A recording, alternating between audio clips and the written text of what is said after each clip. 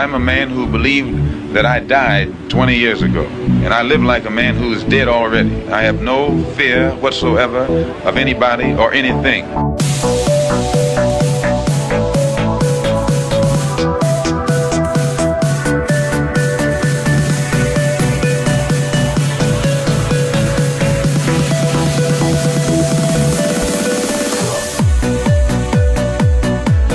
Gary Webb. I am an investigative journalist, and in 1996 I wrote a series of stories entitled Dark Alliance, which was about CIA involvement in drug trade.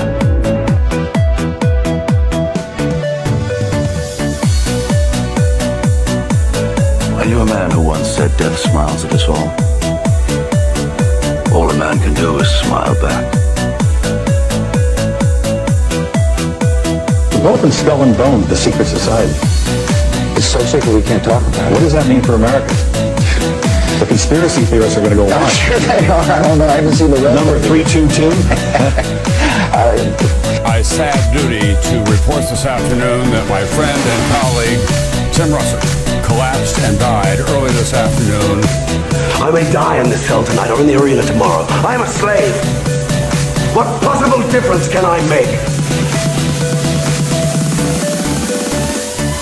And no official of my administration, whether his rank is high or low, civilian or military, should interpret my words here tonight as an excuse to censor the news, to stifle dissent, to cover up our mistakes, or to withhold from the press and the public the facts they deserve to know.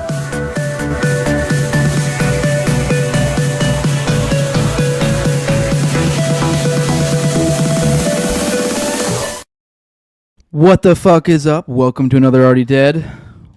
Are we all dead? What is this world we are living in? Is that what's going on? Are we all already dead? This does feel like some weird fever dream we're living in.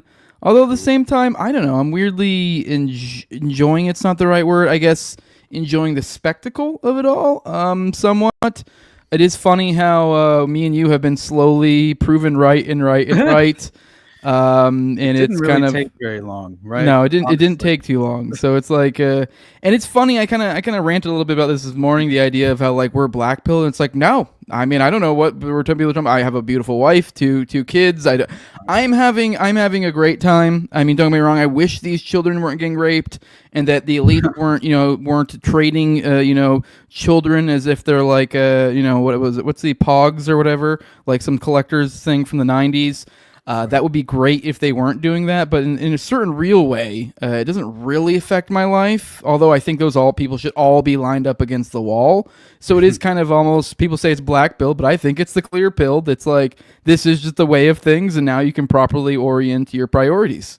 So, what's up, Austin? What the fuck is going on? What is this? Right.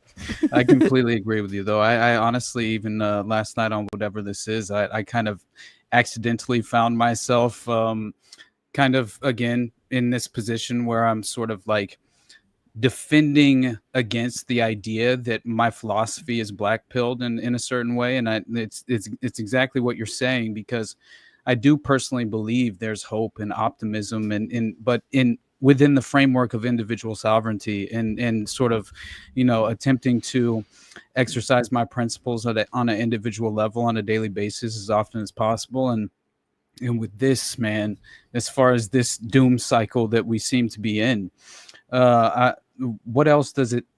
I mean, honestly, phase 2 of Epstein disclosure seems to be major copium from the conservatives and Trump's base, who seem to be very desperate in this moment, honestly, and especially like.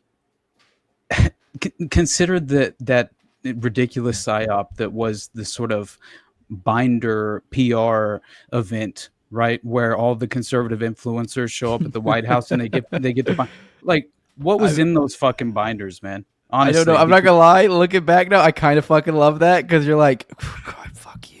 You fucking pieces of shit. Every time Basobic says anything, anytime Cerno says anything. I mean, Cerno's past the point of shame. I like to remind people every time Cerno comes up, this is a man who literally sucked off a tranny and wrote an article about it. He made a journalistic endeavor to report the sucking of cock of a tranny. Like, this is the kind of man you're talking about. So he's beyond shame. But the rest of them, it is kind of like you just got to flash photos of them doing that now. And you're like, cool, look at you. And it's like now they have to find this weird, awkward, bending over backwards angle to somehow be like, well, that was fucking bullshit of Bondi to do. Like, is that really where we're ending this analysis at here? You're like, oh, you guys are just libtards saying that fucking Trump was on those records. You're like, there's no evidence of that. You're like, okay, but yeah, technically there's no literal evidence. There's maybe some things you might say with suggestive evidence or something, but there's also, at the very least, it's just, I can put together two and two. You're right. Exactly, man. I mean, political theater at its finest to a certain extent, but also, like, why would you go through that sort of, just in my opinion, the optics alone in terms of the binders? I guess it's for a temporary political victory, but for what reason? Was it to legitimately at some point, which I'm seeing members of Trump's base who are claiming that essentially the entire Epstein scandal has been used as some sort of leverage against Trump, right? And they're sort of like, this is their way of coping with the current reality and the current state of things, as if, and I also saw, it was very strange, but as if they were utilizing this sort of moment, the timing of it, as far as the very convenient timing, in terms of kind of leveraging this sort of amnesty deal with Trump specifically, which I thought was hilarious that people are actually considering that's a possibility as well. Beyond that, I mean, people like Patrick Bet-David, right? Like, yeah.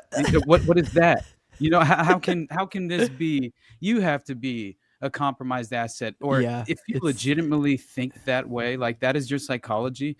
I forget what his take was. Wasn't his take is that, oh, well, he's just collecting blackmail to use against his... But he's just Trump being like his own deep state, but for good. Yeah, Trump's playing 5D chess, bro. That's what they're all saying. He's using Epstein's client list as leverage over the deep state. Yeah. No, you don't get it. He's taking the information of a previously used child trafficking ring. Instead of pursuing justice for these people, he's going to use this to ham-fist in his immigration right, for real, dude. Policies. Oh, okay. Yeah, he's the good guy. It's so crazy. This is what they're left with is immigration, which I did was it last night? Maybe it was last. I think it was last night. I had Clint on, and obviously he disagreed with us, and he's my buddy. But it does seem like that's kind of, to me, it kind of feels like. I mean, we have all these "you fell for it again" type deal, and I don't even mean this in like an overly contentious way, because I don't even think voting or any of this really all matters all that much. But I guess to some extent it is more about like what you get invested into it. And so that, as opposed to like what it really does towards contributing towards evil or whatever, I guess it's more about the way it occupies your mind. But anyways, I think the next one is kind of the fell for it again. It feels like to me, I mean, and I am someone who can make an argument for why there is justification or understanding to be had when it comes to why someone may want immigration controls. But the problem comes into, I mean, especially because we talked about Palantir last night. It's like, how do we avoid this? All of this is the herder, but my immigration, all of this. And so it's like, this is like, we keep shelling at the next thing. It's like the fell for it again. Like it was like the Iran, and now we're at Epstein. And it's like, so they're slowly shelling away every little bit of like hope of what there is of anything of value in this Trump administration. There's still, it's always this like, well, the immigration sort of, I guess we're getting our immigration thing maybe, while not really actually getting even what they want. While I don't even think that what they want is necessarily a good thing. And it's even still, that's the only thing is the immigration, and it kind of looks like I mean, they just 3x the budget for the fucking essentially all things immigration, I believe. Yeah. But while also sort of pushing this soft, maybe we're going to soften the edges of this immigration thing, right. Which what he's pushing for, I kind of would be okay with, but. Like, it's also like, but you go this 3x budget, all these huge holding detentions that you're pushing, yet you're like softening your immigration. So what are you using this for? Because you have the budget, you have the infrastructure. What the fuck are you using this for? It's like, this feels like Alex Jones like called it, and now that's why he's puking in the parking lot crying over the Epstein release. Oh my God. That was the funniest video ever. But it also felt like God, like it felt like acting to a certain extent, because as far as like, when you're attempting to work yourself up to actually be emotional, like over emotional, you kind of like have to trick your mind into entering that strange psychological territory. And that's like very what I think of is sort of was it what was it, Robbie Parker, or what the fuck was his name, from the Sandy Hook case, where he's one of the parents who he's about to go on and do some sort of like media interview, obviously, and he starts working himself up. He thinks he comes out of basically he's having a conversation, he's fully smiling in the moment, obviously, and then he's about to go perform. Essentially, he's moments from his live address, essentially, and he works himself up to a point to where he's essentially about to cry, right? And yeah, I believe it was Robbie Parker, but yeah, he just starts like legitimately trying to work himself up to where he starts getting watery eyes and enter some different sort of just, and obviously it's some sort of mental state change that you're attempting to shift yourself into. But it's not only that, where they're like kind of relying upon this sort of immigration angle. It's also the idea as far as the amnesty, in terms of the amnesty. But what is even crazier is like what Alex Jones was putting out about this yesterday. You had not only Roger Stone coming out and claiming that the Epstein video evidence was actually destroyed by the Biden administration, and he says that Kash Patel is telling the truth, which it's just like, I'm sorry. I think the first statement's probably true. The second statement's wrong. The first statement being but the first statement is also an improper framing, though, because that's the thing. They could be, the Democrats, heard the Democrats. You're like, shut the fuck up. Like, anyone looking at this and then also everyone then why didn't the Democrats push the Epstein thing when Trump was in office? Like, are you fucking stupid? Yeah, this is the point. Like, it's you think they're all read Program to Kill, like the first whole, like, not even chapter, a whole first portion, I guess a part of the book is pedopocracy.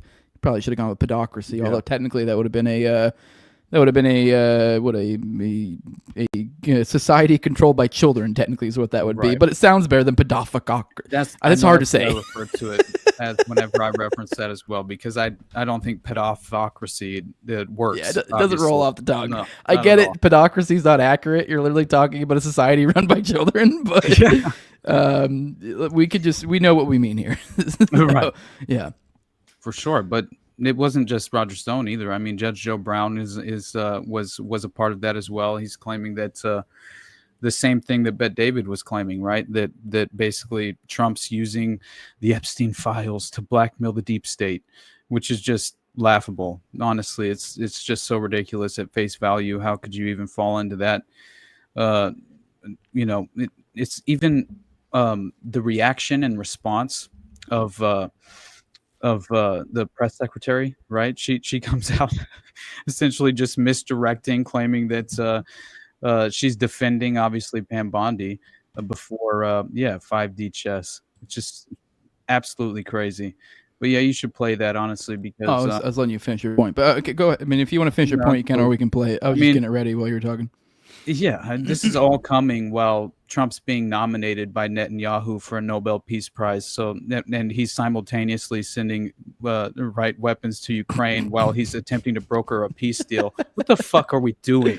Like, this is just all so ridiculous, and I can't believe people are still participating in this system. Like, that's what I don't understand personally, because manufacturing consent, that is, as far as the strategy and the tactic of the ideological prison, and what is the first stage of the ideological subversion that Yuri Bezmenov speaks on. It was demoralization. That is the first stage. The first phase of what, 4 stages of ideological subversion, and it begins with demoralization, and that's for a reason.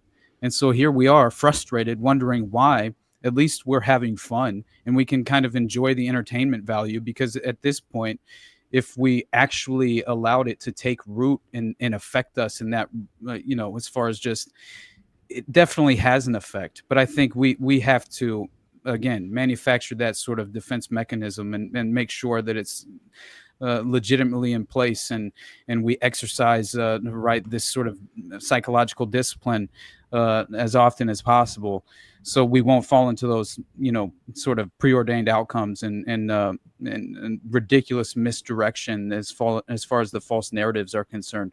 That's what drives me insane. But yeah. Anyway, I swapped over this because I thought it was funny. This is a tweet I put out earlier. It was you mentioned the Nobel Prize thing, and this is I quote tweeted a video of it.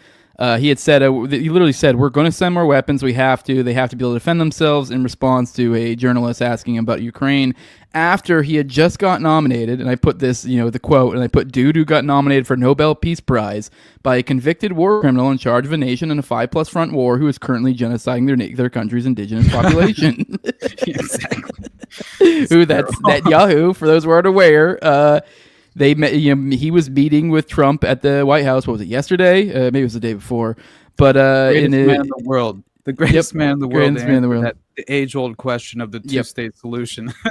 Yeah, which, to be fair, I know a lot of people have run to say he said he's the greatest man in the world. I mean, it's still disgusting what he did there, because it's like, why are you deferring that question to Netanyahu in the first place? I guess he technically did. He said he was the best one for that question, which that on itself is embarrassing, because, no, you're the best one for that question, or at least you're supposed to be. You're the president of the United States of America, the financial backstop of this entire operation. Exactly. Plus, you were the one who was asked the question. So the idea you would defer this to Bibi Netanyahu is frankly insane. But anyways, to this, let's get to this. We actually kind of almost wanted to sort of cold open with this, but as always, we never do that. We always just end up talking. But this is... Jose, are you still talking about Jeffrey Epstein? Yeah, for real. Well, let's play this. This is... I just said the other day, I put out a tweet that, I put out, this is the penultimate moment, and this was before this. So I actually kind of was wrong. I think this is the penultimate defining moment of the Trump administration. Witness it for yourself. This is the first time Trump has been in front of reporters since the latest, the Axios leak and the Karen Leavitt confirmation of the Epstein news of, just kidding. So let's go ahead and play this. He did work for an intelligence agency. So could you resolve whether or not he did? And also, could you say why there was a minute missing from the jailhouse tape on the night of the set? Yeah, sure. Could I just interrupt for 1 second? Are you still talking about Jeffrey Epstein? This guy's been talked about for years. You're asking, we have Texas, we have this, we have all of the things. And are people still talking about this guy, this creep? That is unbelievable. Do you want to waste the time, and do you feel like answering? I don't mind answering, President. I can't believe you're asking a question on Epstein at a time like this, where we're having some of the greatest success and also tragedy with what happened in Texas. It just seems like a desecration, but... Dude, I'm telling you, the more I stew on this, the more it fucking upsets. Upsets me upsets me in I guess an intellectual way. Right. I'm not getting legitimately upset, because it's an abstraction. This is the president of the United States. It's not someone I actually. So in a sense, it's not. I'm not going to try to let it affect my. But oh Jesus Christ, this is insane. The more I just process what is occurring here, the more you're what the fuck? He's literally using, for those who are unaware, over the July 4th weekend, there was a slew of children that died, which we will get into another side story off this. But in Texas, there was some flash flooding, I guess, and some kids' summer camp, a bunch of children, literally a parent's worst nightmare. It's awful, awful shit. Camp Mystic, yeah. And they're in this thing. They're usually, I guess, they're being asked kind of this, and he's I think he's in Texas for something. I actually don't think this is a Netanyahu thing. And he goes, hey, he's literally using the death of children that just, recently happened to obfuscate from the rape of children. Yep. Intellectually speaking, and then to play why would we, because for one, These were children who were raped, and it was a trafficking ring, and it just happened. It's pretty insanely obvious. But I don't know, just the more I think about it, the more you process, you're more like, this is just astounding, and it's just kind of, I don't understand how you could have anything other than this is the end of MAGA. Right. I don't know. Yeah, I mean, hopefully, but at the same time, it's like, what is? I mean, Trump has no real political capital for as far as any sort of re-election potential, unless there is some sort of precedent-setting operation in play, and there is a sort of FDR type agenda that they would hope to pursue. But again, that's still I think a little bit on the more extraordinary, probably unlikely side of things potentially, but still I wouldn't completely rule it out is the only point I'm making. And the reason that I pulled up that comment that Hustle Bones just made about he's always been in the Trump just hung out with the staff camp, but he's really questioning that now. Just think about that narrative at face value. Like, no, he went to the island. No, he went to Epstein's properties, but he only hung out with the kitchen workers. Like, he's a man of the people. He's a man of the people, Austin. He was hanging with the whores. He was washing their feet. That's what he was doing, just like Jesus. Don't you know about that? Jesus was in the Bible. That's Trump's favorite book. Right. Oh my God. Dude, stop. Please stop. You guys seriously don't trust Dan Bongino, who was on Air Fuck One with Bill Clinton. Like, we just need to honestly remember where these people come from, dude. And that's what drives me nuts. Is we predicted that this would all be there would be no Epstein list. We predicted that because there already has been an Epstein list. It's been out there. The Black Book was published in Gawker by Nick Bryant. Ryan Dawson's done a lot of work. We need to get it back on. Yeah, honestly, that would be amazing. But I mean, from day one, we were saying this was all a limited hangout for political purposes. It was very much being used as a political football, a tool to sort of manufacture support for the current administration and claim that you're getting what you're voting for, which everyone still seems to be attempting to justify their decisions. And this is what's so laughable about this current structured system is just like, why are you still putting yourself in that position? Like that's the part that I can't quite just come to terms with, except for the fact that you have to almost feel some sort of empathy because you understand how this current system is structured to entirely condition individuals by, ridiculous, extraordinary levels of propaganda, and our heads are meant to be spinning, and not able to interpret the current cycle and the power paradigm as it is structured and exists. But let me play this. This is a part of your clip. Real quick, are you about to play the Bondi follow up? No, it is that. What it is? Okay. It is that, but it also provided the full question at the beginning, and I can skip past the part that you just played. Real quick, I do want to address something in the chat. If anyone can double check this and put this in the chat, I really would like to know if this is legit. If there's source, please. Bongino on the security team for Obama's 65,000 hot dog and pizza party. Please let me know, because that is going to be something I repeat a lot. Right, but go on. That's like the Clinton body count, like extending to Waco. You know what I mean? Like as far as Secret Service members from the Clinton administration, just being 3 of the 4 who happened to die, as far as the feds are concerned, in the Waco massacre. But either way, it's just hilarious how often. We must recognize the fact that how often are Secret Service involved in terms of especially these sex trafficking operations. I mean, what instantly comes to mind. They have to be. They have to be. They have to, but what instantly comes to mind is Confessions of a DC Madam. We just spoke on Nick Bryant. That book is just one of the most extraordinary resources as far as what it lays out and describes. I mean, what happened when Henry Vinson he winds up going to Craig Spence's place, right, which is entirely rigged with audiovisual blackmail, and he just before Craig Spence shows him the two-way mirror in the closet that shows the tripod that's set up to record everything that's happening in the bedrooms. There's a monitor, right? Security monitors that show all the video monitors that's set up for the audiovisual blackmail. But before he enters the home for the first time, there's Secret Service detail 24 hours a day on site running security for Craig Spence's apartment that's rigged with audiovisual blackmail during the George W. Bush administration when they're getting midnight tours at the fucking White House.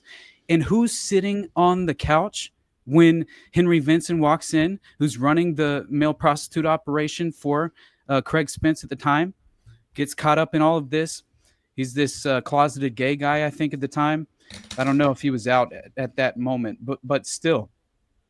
It's fascinating because who does he find on the couch when he enters this property? Larry King from the Franklin scandal, right? Just hanging out on the couch at Craig Spence's place. Like, what? Which, by the way, that was a politician named Lawrence King. I feel the need to say this every time because I went probably a good solid year or more thinking it was literally Larry King. That's so fucking funny. But you know what? It's kind of believable, and because it's like if you're like, oh, I could see that. I know it's an awful thing to say, but he's literally a skeleton, and he was having children well into what, like his 90s or some shit. For real, man. But anyways, not saying Larry King of Larry King Live's a pedophile. I have no proof of that. but go on. Right. No, I think that it's, again, my favorite example as far as, the Secret Service role and what it seems to play. Because, again, what happened, Deborah Jean Palfrey, another DC madam, right? Or at least another madam who's connected to all of this. And I believe was legitimately, suicided, right? Before she could talk, because she became willing to obviously name co-conspirators, and this was all 100% taking place, and it turns out the Secret Service, they come in to raid the property right before anyone else. They remove evidence. The same thing that happened with Craig Spence's place. So it just goes. They're an to show. investigative agency. People forget that too. They're an intelligence agency as well. Dude, so they took control of the property as far as the crime scene was concerned. They took full control and as far as the authority on site, and that is another reason why you had like vans showing up. Reminded me of the Finders whenever the tip comes in. Mm-hmm. And which I think is relevant, Finders, because when it comes to security, I bring this point up. You have security and then you have transportation, both of which are need to know, and so they have to be dyed in the wool. So remind me to mention that driving service that connects not only to Marion Petty, who's obviously Marion David Petty, the game caller, founder of the Finders, right? Mm-hmm. And how he and his brother were very much these kind of VIP drivers for a service that were driving around 5-star generals and heads of state. Like, it was very strange. Heads of intelligence agencies. Interesting.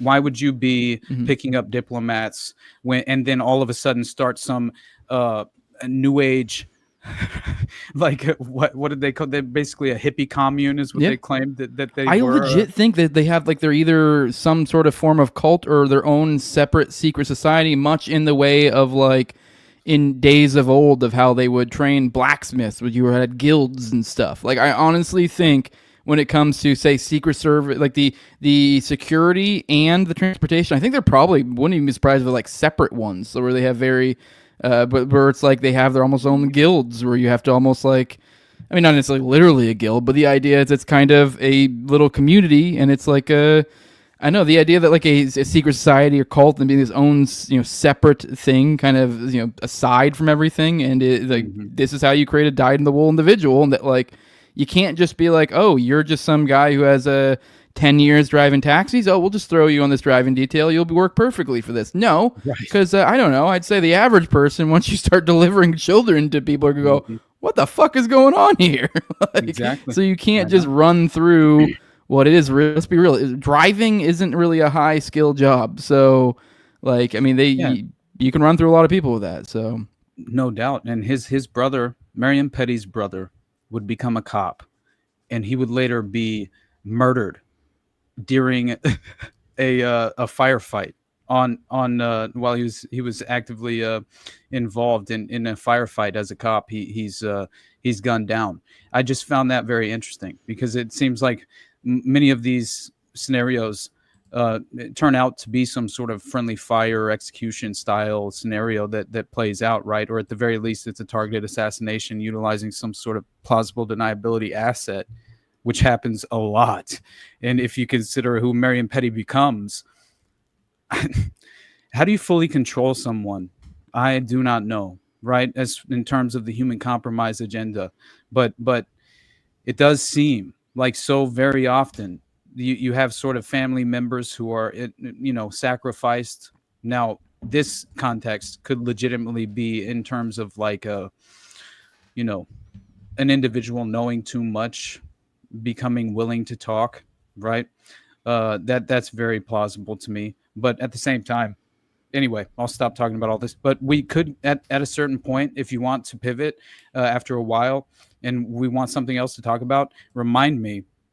And I'll go into how the 1982 Elm Guesthouse affair directly correlates. There's a perfect parallel in terms of this driving service, being a key feature in terms of these child sex trafficking operations.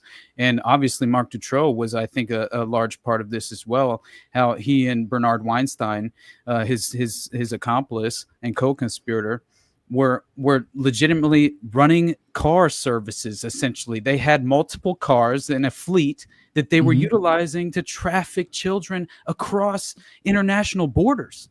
I mean, What was the Corsells gang? Is that what it was called? I think the Dutroux's gang, which was the gang of card. They were literally. I think I might have screwed up the name there, but whatever. Some fucking Frenchish sounding name. But yeah, there was some gang that's what Dutroux was doing essentially. He was running a gang. He was the high up of a gang. He was kind of the in-between, the nexus point of this lower level gang that was transporting VIPs and stealing cars and running all sorts of weird transportation related scams. And then he's the nexus between that and this upper level of the trafficking ring. So he was like the point man for like, hey, we want those ones. Go pick them up. They had brochures and everything. You've talked about this many times. So they were taking pictures of children at schools in order to build brochures to hand to the elites to say which one do you want, and that way they can go pick them up. Oh man, did you see the Disney princesses that were being offered in the Epstein network? Did you see that? Yeah, I covered that this morning. Yeah. Oh, how'd you enjoy Snow White? What do you want next? Beauty and the Beast. Okay, yeah, well, we got you type deal. Like, yeah.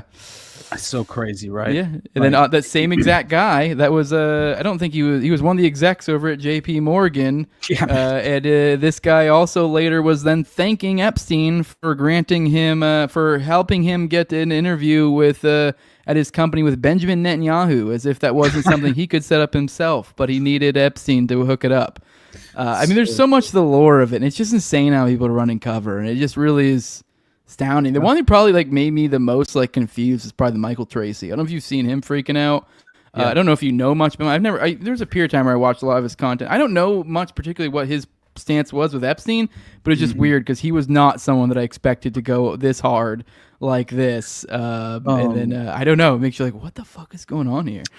John Kiriakou too, right? But he's former CIA, so I mean, it would that makes no. This guy was the opposite of John Kiriakou. No, I know, but Kiriakou's been good for this. Oh, sorry. Yeah, but even Kiriakou, he goes on and essentially says that he pretty much, his theory was that it fell in line with Patrick Bet-David in this strange, reoccurrence of this sort of. Now he had a better way of describing it and pitching that idea. I think it was much more sound. I actually bookmarked it. We can play it in a second. Okay. Well, I played a video of it this morning, but I didn't get to that. But I just had the video where he laid out a really good analysis of how he thinks it's Mossad, his reasoning why.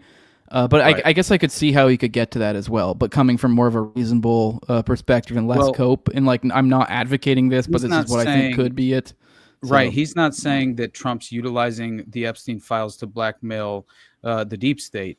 He was saying basically that he believed the prior administration had. So it wasn't Patrick Bet David. It was like Judge Joe Brown and shit and Roger Stone, where he's towing this line of the sort of the prior administration deleted the files, so therefore we have to sort of like take them at their word in a sort of way, because it was very interesting, and I didn't expect it from him because I've heard him.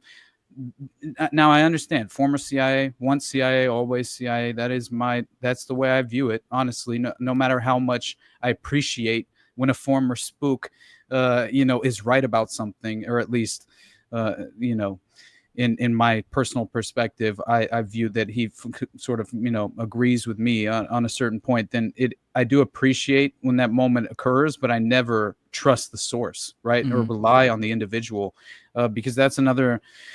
I just think you have to be very skeptical at all times, especially if you're a former spook. Because 100%, at that point, I'm just thinking, how could you, in a sophisticated way? Because again, they layered operations. These assets they're deliberately, targeting and prioritizing different levels of the sort of psychological interpretation. I think they have to be so well adjusted to the current state of things, the current environment.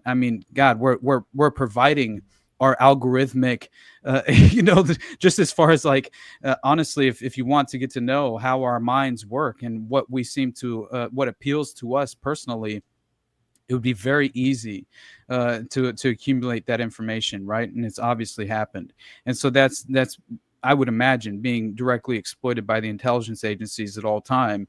And so of course they're going to have key fundamental assets in place that will attempt to reach us at a level where we will be, open-minded and willing to embrace the misdirected narrative. And I think that's always taking place. So, come on, it's PSYOP season, right? We keep talking about it. They're layered around us at all times. And I think it's just, where do you fall on the political spectrum? You're going to find plenty of propaganda there, that will appeal to you, and that's where you have to remain skeptical. Yeah, we do keep. It's funny, we do keep getting deeper and deeper into, because I keep saying we're at peak. You keep peak false flag or psyop season, and it just keeps on. It keeps on getting deeper, because that's where we're at now. We're at such a level where it's like, man, I am just something's gonna happen. But you want to play this video, and that way we can talk about it a little bit. For sure. Let's listen to the question first, because I did think it was interesting. Sure.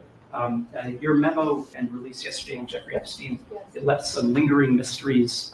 One of the biggest ones is whether he ever worked for a American or foreign intelligence agency. I like that question. The former Labor Secretary, who was Miami U.S. Attorney Alex Acosta, he allegedly said that he did work for an intelligence agency. So could you resolve whether or not he did? And also, could you say why there was a minute missing from the jailhouse tape on the night of his death? Yeah, sure.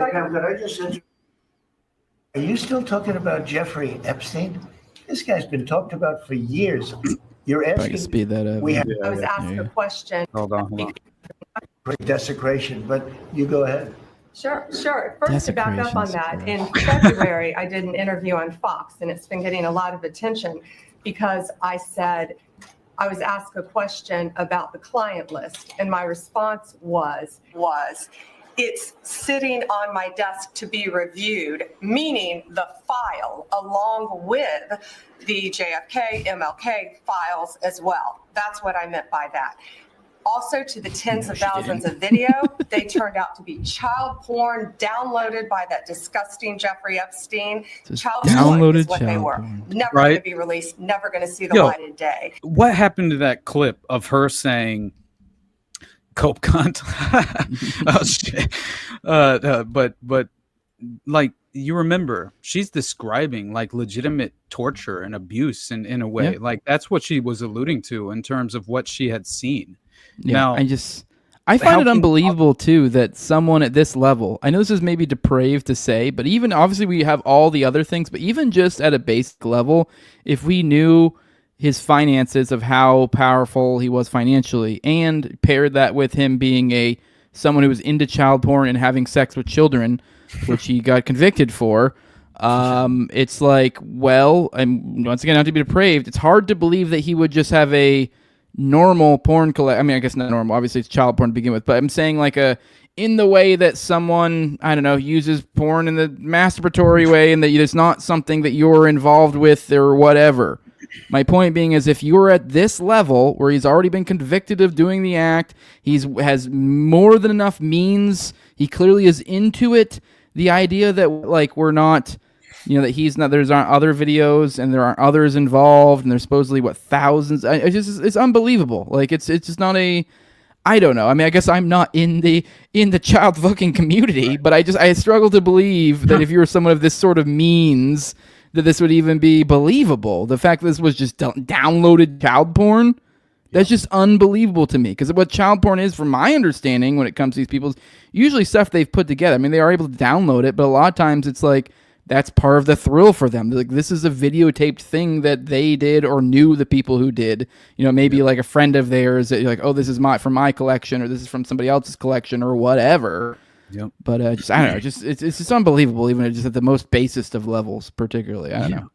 Absolutely, man. And when you're trafficking children, you don't just have downloaded child porn. Like, I mean, you already know how the enterprise functions. And as far as Epstein himself at Zorro Ranch having a stable of women he's attempting to impregnate, that alone, I mean, clearly, I think in terms of the sort of untraceable children that are involved in these networks, which this always reminds me of Jimmy Savile, who's was exploiting those child care homes and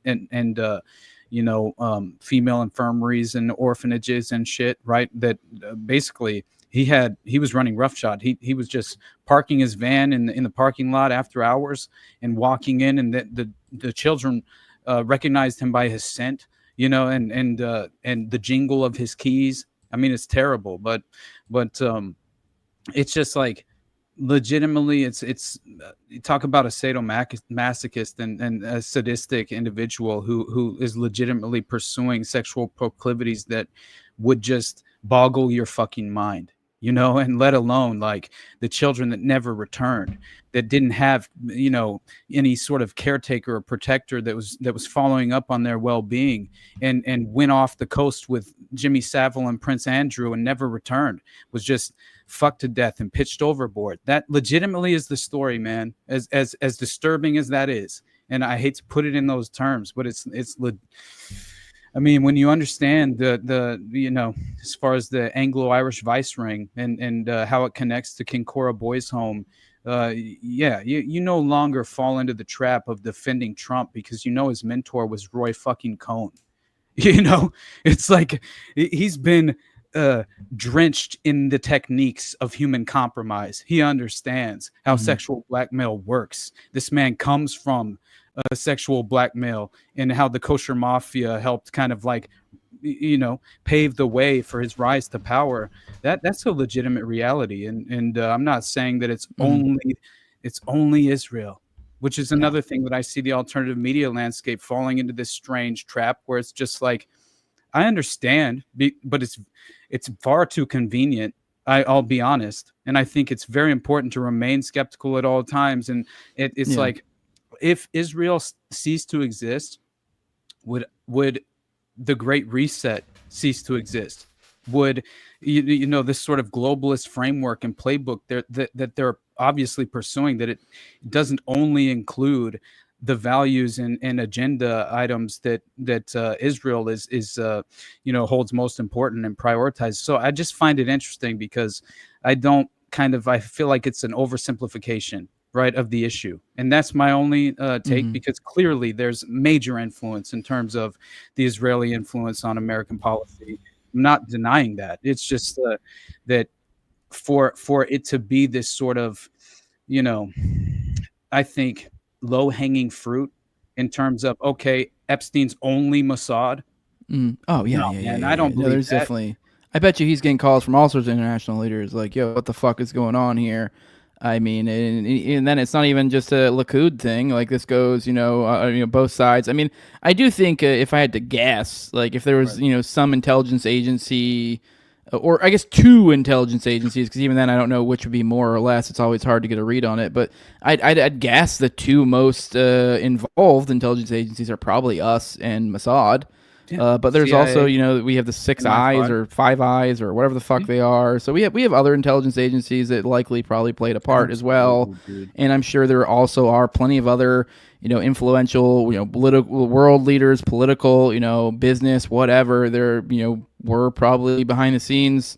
Right. So, let's not. So Exactly. Yeah. So imagine if you're attempting to sort of stage this kind of precedent-setting notion on the right in terms of this real sense of stoking anti-Semitism because you're using it as a justification for dystopian measures, right? To implement further totalitarian, authoritarian policies. And that's why you need H-1B1s to get Jeets over here to put to write in code in Grok to make everything super Nazi, because they think that will cause the dialectic swing. But they're goofballs that really don't understand how we just have fun with it and troll them, and we just like kind of subvert this, and now they just look dumb. But whatever, we'll let it play out. I think it'll be a fun turn of events. Oh, for sure. I don't think they're so good at the. I really do feel like the elites have kind of lost touch with the influence or propaganda game. So now it's just kind of lost all subtlety, and it's just ham-fisted, is what it feels like. I don't know about you. Like that's what it feels like. Like maybe I'm expecting too much, but I feel like that is a sort of strategic misdirection. They want us to think they're sloppy, which they very much are. If we're to, as far as, but there's no real revolutionary class to any extent that's posing a real threat in terms of restructuring the current system. So they're not in any real fear in my mind. Yeah, right. And so I think that what is happening in terms of this very moment, the political environment. Now, obviously, they attempted instantly to provide a misdirection with the launching the investigation, the FBI announcing the DOJ. They're launching an investigation into Comey and John Brennan for the Trump Russia hoax, right? Which is just ridiculous. On its face, the timing of it is just so clearly a political football pitch to Trump's desperate base, who are attempting to kind of like, how do I defend him in this current moment? I honestly believe that's what's happening, but still, it's just, I think it's very important, at the very least, to kind of remind ourselves that there is a legitimate, we refer to it as the deep state, it's kind of like taken on that term, but there is a very much an elite power cabal behind the scenes that are directing much of this, I believe. And I don't think that political, as far as the two-party system itself, it's a delusion. I've admitted to that much as far as my personal perspective.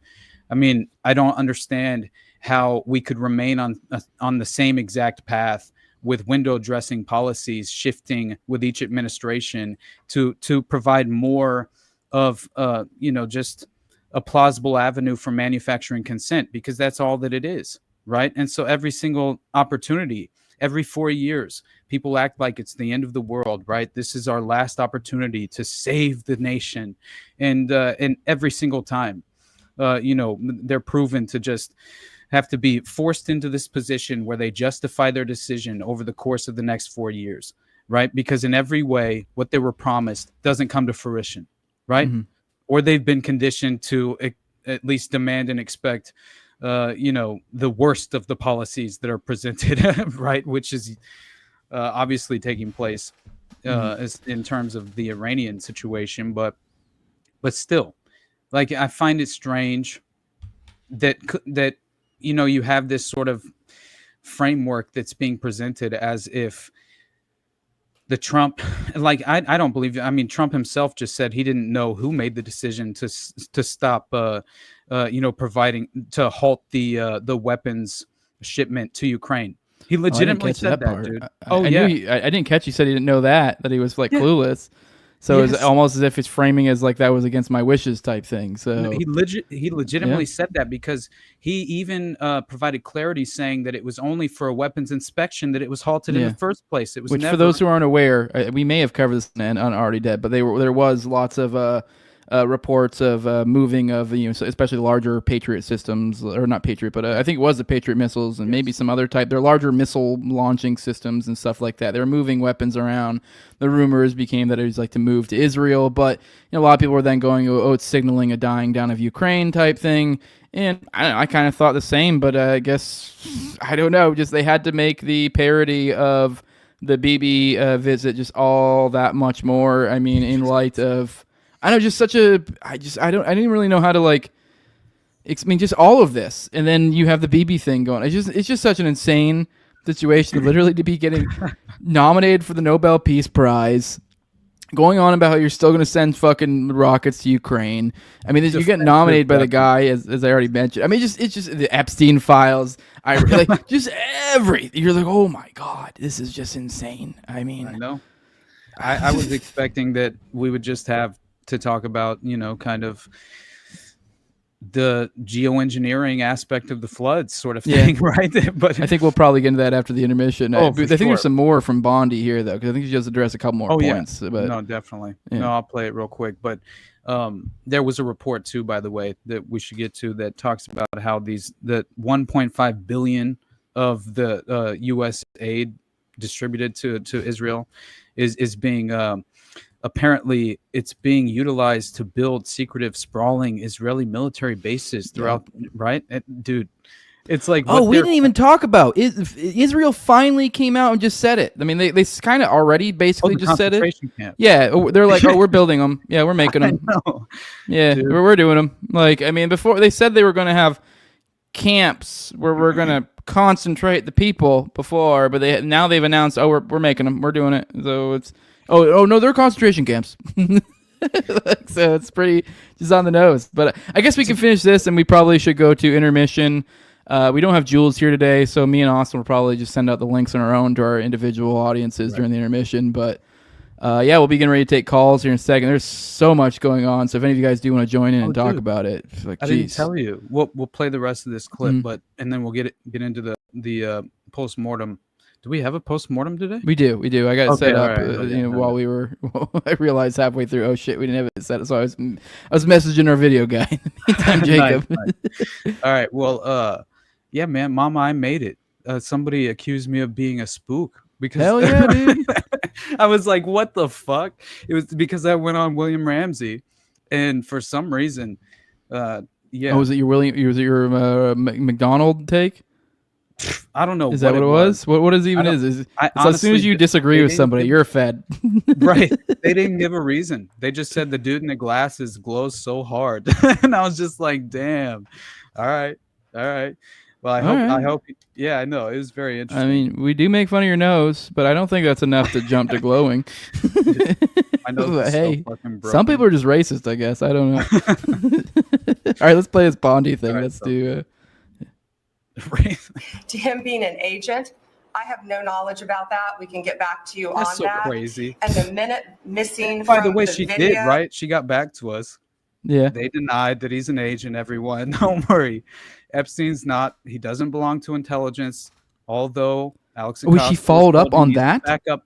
Yeah, dude. So a statement was made. Now, I don't know if it was a video interview statement because it just was like disclosed as a report. You know what I'm saying? Yeah. So, yeah. But I mean, why do we need a statement of no? It confirmed Pam Bondi claims that no, after she said she would follow up and answer that question, she actually did. And no, Epstein does not belong to intelligence. Thanks, which is Pam. just hilarious. Right? Thanks for we your help, released Pam. the video showing definitively the video was not conclusive, but the evidence prior to it was showing he committed suicide. And what was on that, there was a minute that was off the counter. And what we learned from Bureau of Prisons was every night, they redo that video. It's old, from like 1999. She's sloppy as shit. In this reaction, though, I will say, like, if you're on the spot and that's your superior, if Trump's actually who's responsible for employing you, you failed, bitch. Like, honestly. Now I will say a lot of people have jumped on her for this and said this is stupid take. This is the one thing that I was like, oh, actually, maybe that's kind of reasonable, because I remember when I first saw a minute out, and I was like, that just seemed weird. It's like basically almost perfectly a minute. It's like a minute and 2 seconds. You can see it, and it goes from like 11:58 or 59 or something, and then jumps to 12:00:00, which is midnight. So jumps a full minute, and so it does seem weird to me, it's like it stops. It's just a perfect round point. Like, I don't know. I guess maybe some assassins could perfectly have it planned. I guess it would make sense by the time or something. Yeah. But it just seemed to me that's like, I don't know. That seems believable. But even that, we were talking before the show. That's kind of almost seems like it could even, whether it was intentional or not, it's almost kind of a red herring. Because it's like, for one, we already are at the point where it's like, this video doesn't prove a goddamn thing to begin with. Exactly. Like, really, like if you understand the diagram of what, where things are at, basically there's like the tiniest of a cunt hair of what you can see of the staircase that leads up into the bay. And so essentially, from my understanding, it looks like someone could either jump the railing or even just hug the side of the stairwell and completely evade camera. Now, supposedly that's the only ingress-egress there. But then I guess I've seen some coverage. Radix did a really good breakdown of all this I saw on her channel. And it looks like from the video you can see people moving in and out, and judging by their movements, it seems as if there was some sort of other ingress-egress, because you can tell by some of the individuals moving around, and that they just never, I forget the specifics, but essentially you can kind of track where people are moving and stuff and kind of realize, oh shit, there's clearly another way in and out of here. That's it's off camera. So it even adds to more that like this could have been completely off camera. Then you add in the minute out, whether that was intentionally removed, whether that was some sort of weird camera thing. I don't know. I know a lot of people are like, oh, that's retarded. I don't know. I mean, everyone's like, oh, well, you think the prisons have such outdated camera systems? Yeah, I worked in the government for over a decade. Like, and they're like, oh, we give them all this money? Yeah, government sucks.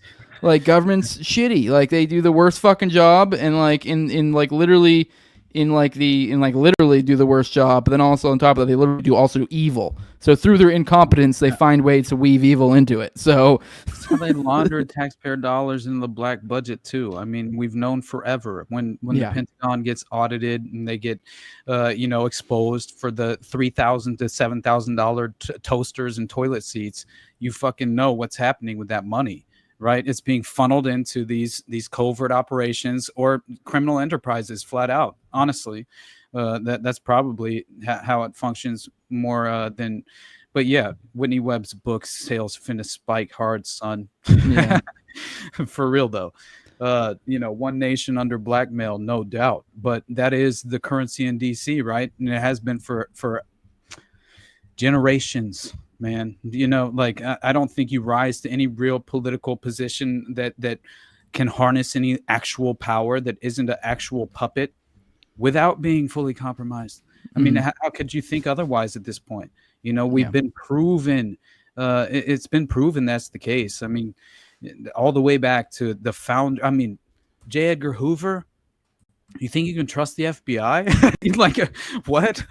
I mean, they were having sexual blackmail, human compromise parties in the hotel that Trump would buy later on, where that J. Edgar Hoover was being blackmailed from.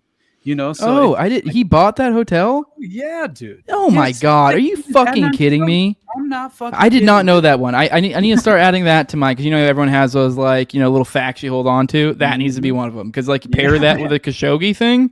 Like, dude, it's like he's like literally collecting like historical artifacts of compromise. Like, he's just had like it's like, oh my god, Edgar Hoover's hotel just came up. Oh my god, I'm gonna bid on it. Oh! Like, he's like all excited about it. Like, oh, this is a piece of history. Like, I don't think you get it. This is where Hoover fucked Kennedy. Oh my god. Fuck, dude. Yeah, like it's just wild. It is so fucked on the nose, and it's funny how we've I don't know. I mean, I'm not gonna lie, they did a good job in the sense of like, I think it's becoming more and more clear this is a compromised individual, but they did do a good job in that first thing, playing that whether. I mean, I do think it's true to some degree. There are a lot of elites that do hate this guy, But that did feed into it, where it's like, I mean, I don't know, maybe, because I mean, even myself and you somewhat maybe might have thought this as well. It's kind of like, well, maybe this guy have just kind of learned, grew up in this, just kind of knew how to, bob and weave through this sort of system. I mean, maybe there is compromise, but maybe, I mean, I don't know. I'm not saying for sure there wasn't, was my perspective, but I was like open to the idea that somehow he just kind of made just to miss it, and that kind of is almost his superpower in there. Not to say he was the good guy, but it just seems so absurd, the degree to which these people hated him, and the degree to where like none of this stuff really stuck on him. I know there were some vague claims here and there from some people about Trump being connected. Those always did seem to have a little bit more of an air of a dubiousness to them.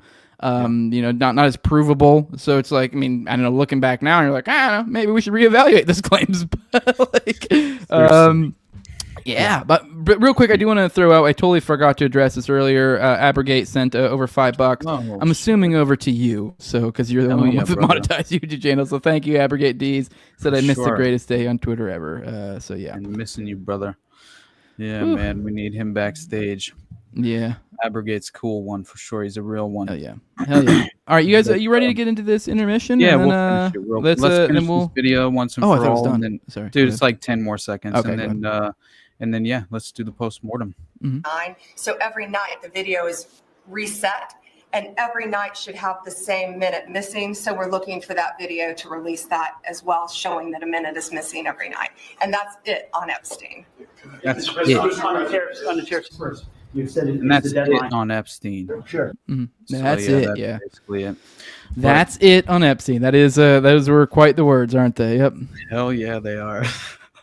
I think that would be a good one. I'm telling you right there. I know we got titles right there. Already dead, : That's it for Epstein, and then whatever else we throw on there. Boom. I don't know if that'll fit. That's a lot of words, a lot of characters, but all right, guys, let's get into this. Let's get into the. I'm sorry if it's a little bit clunky. We do not have our normal video guy, our normal producer Jules. He's not with us today. Saw he Jules is in the comments earlier. Yeah, he is in the comments. So go give him a follow over at Grey Pilled on Rumble and YouTube and on Twitter as well. But in the meantime, me and Austin will send him out. Usually Jules does. For the people in the chat, work with us a little bit. If you're trying to join, there will be a private chat. If you do come in to call in, let us know, hey, I'm here, I'd like to talk or something, because I mean, it's kind of harder with us, trying to run both at the same time. So, but without any further ado, we're going to go ahead and play this intermission, and we'll be back in about 5 more minutes, and we'll continue the show. Anyone wants to call in, join in. Patrons get priority, although there's not a ton of them right now, so you could easily get in. So there's not a great big line at this moment, so just throwing it out there. Usually there is, so but not today. All right, let's go and get into it. We'll see. Welcome to the New World Order. This New World Order will be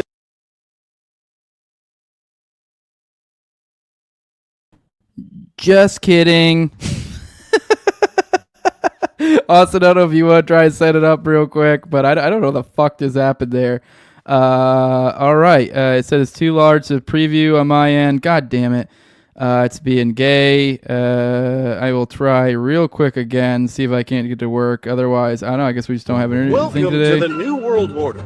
This New World Order will be a new society and features lots of changes. This new society is great for some and not so great for others. In the New World Order, you will learn to love to live more modestly. You do not need to own things when you can simply lease them from your loving government-approved companies. Breaking news, everything is bad. It's just as terrible as you imagined, and probably worse. With more, we go to Tom Lee Cruz. Tom Lee. We're all in danger, Dan Lee. Jesus Christ, what can we do? Absolutely nothing. It was good knowing you, Tom Lee. I can't say the same. That was unnecessary. We're just now getting in reports that all the children have exploded. They will be missed.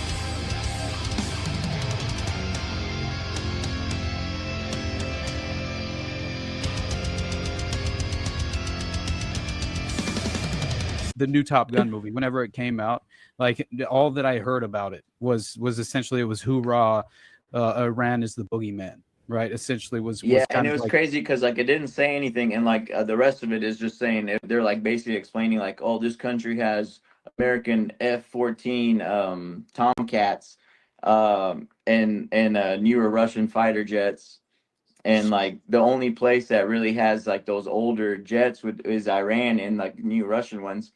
But like watching it, I was just fucking in the zone watching it. I didn't put, any of that together to it fucking, and I've been meaning to watch it again. One could say the danger zone. Yeah, I was like Kenny Uh, Loggins and that motherfucker. But yeah, it's literally right in front of my fucking face. But I was like, it was a badass movie with all the crazy shit, and I was probably fucked up. That's So, how they like, get that you didn't with help. explosions and boobies, dude. Yeah. Well,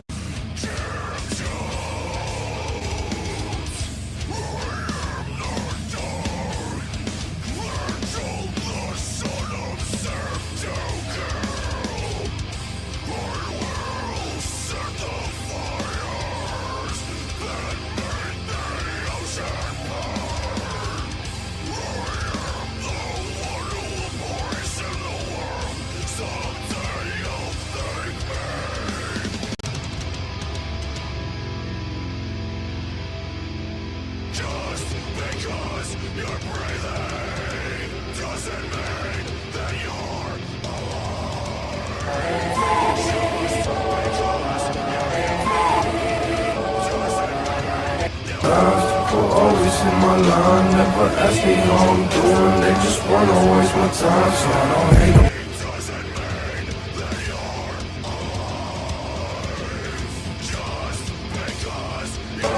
I'm losing trust on mine, I'm losing everybody.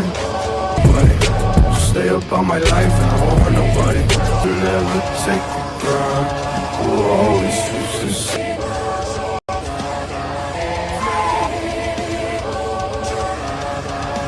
I don't trust nobody.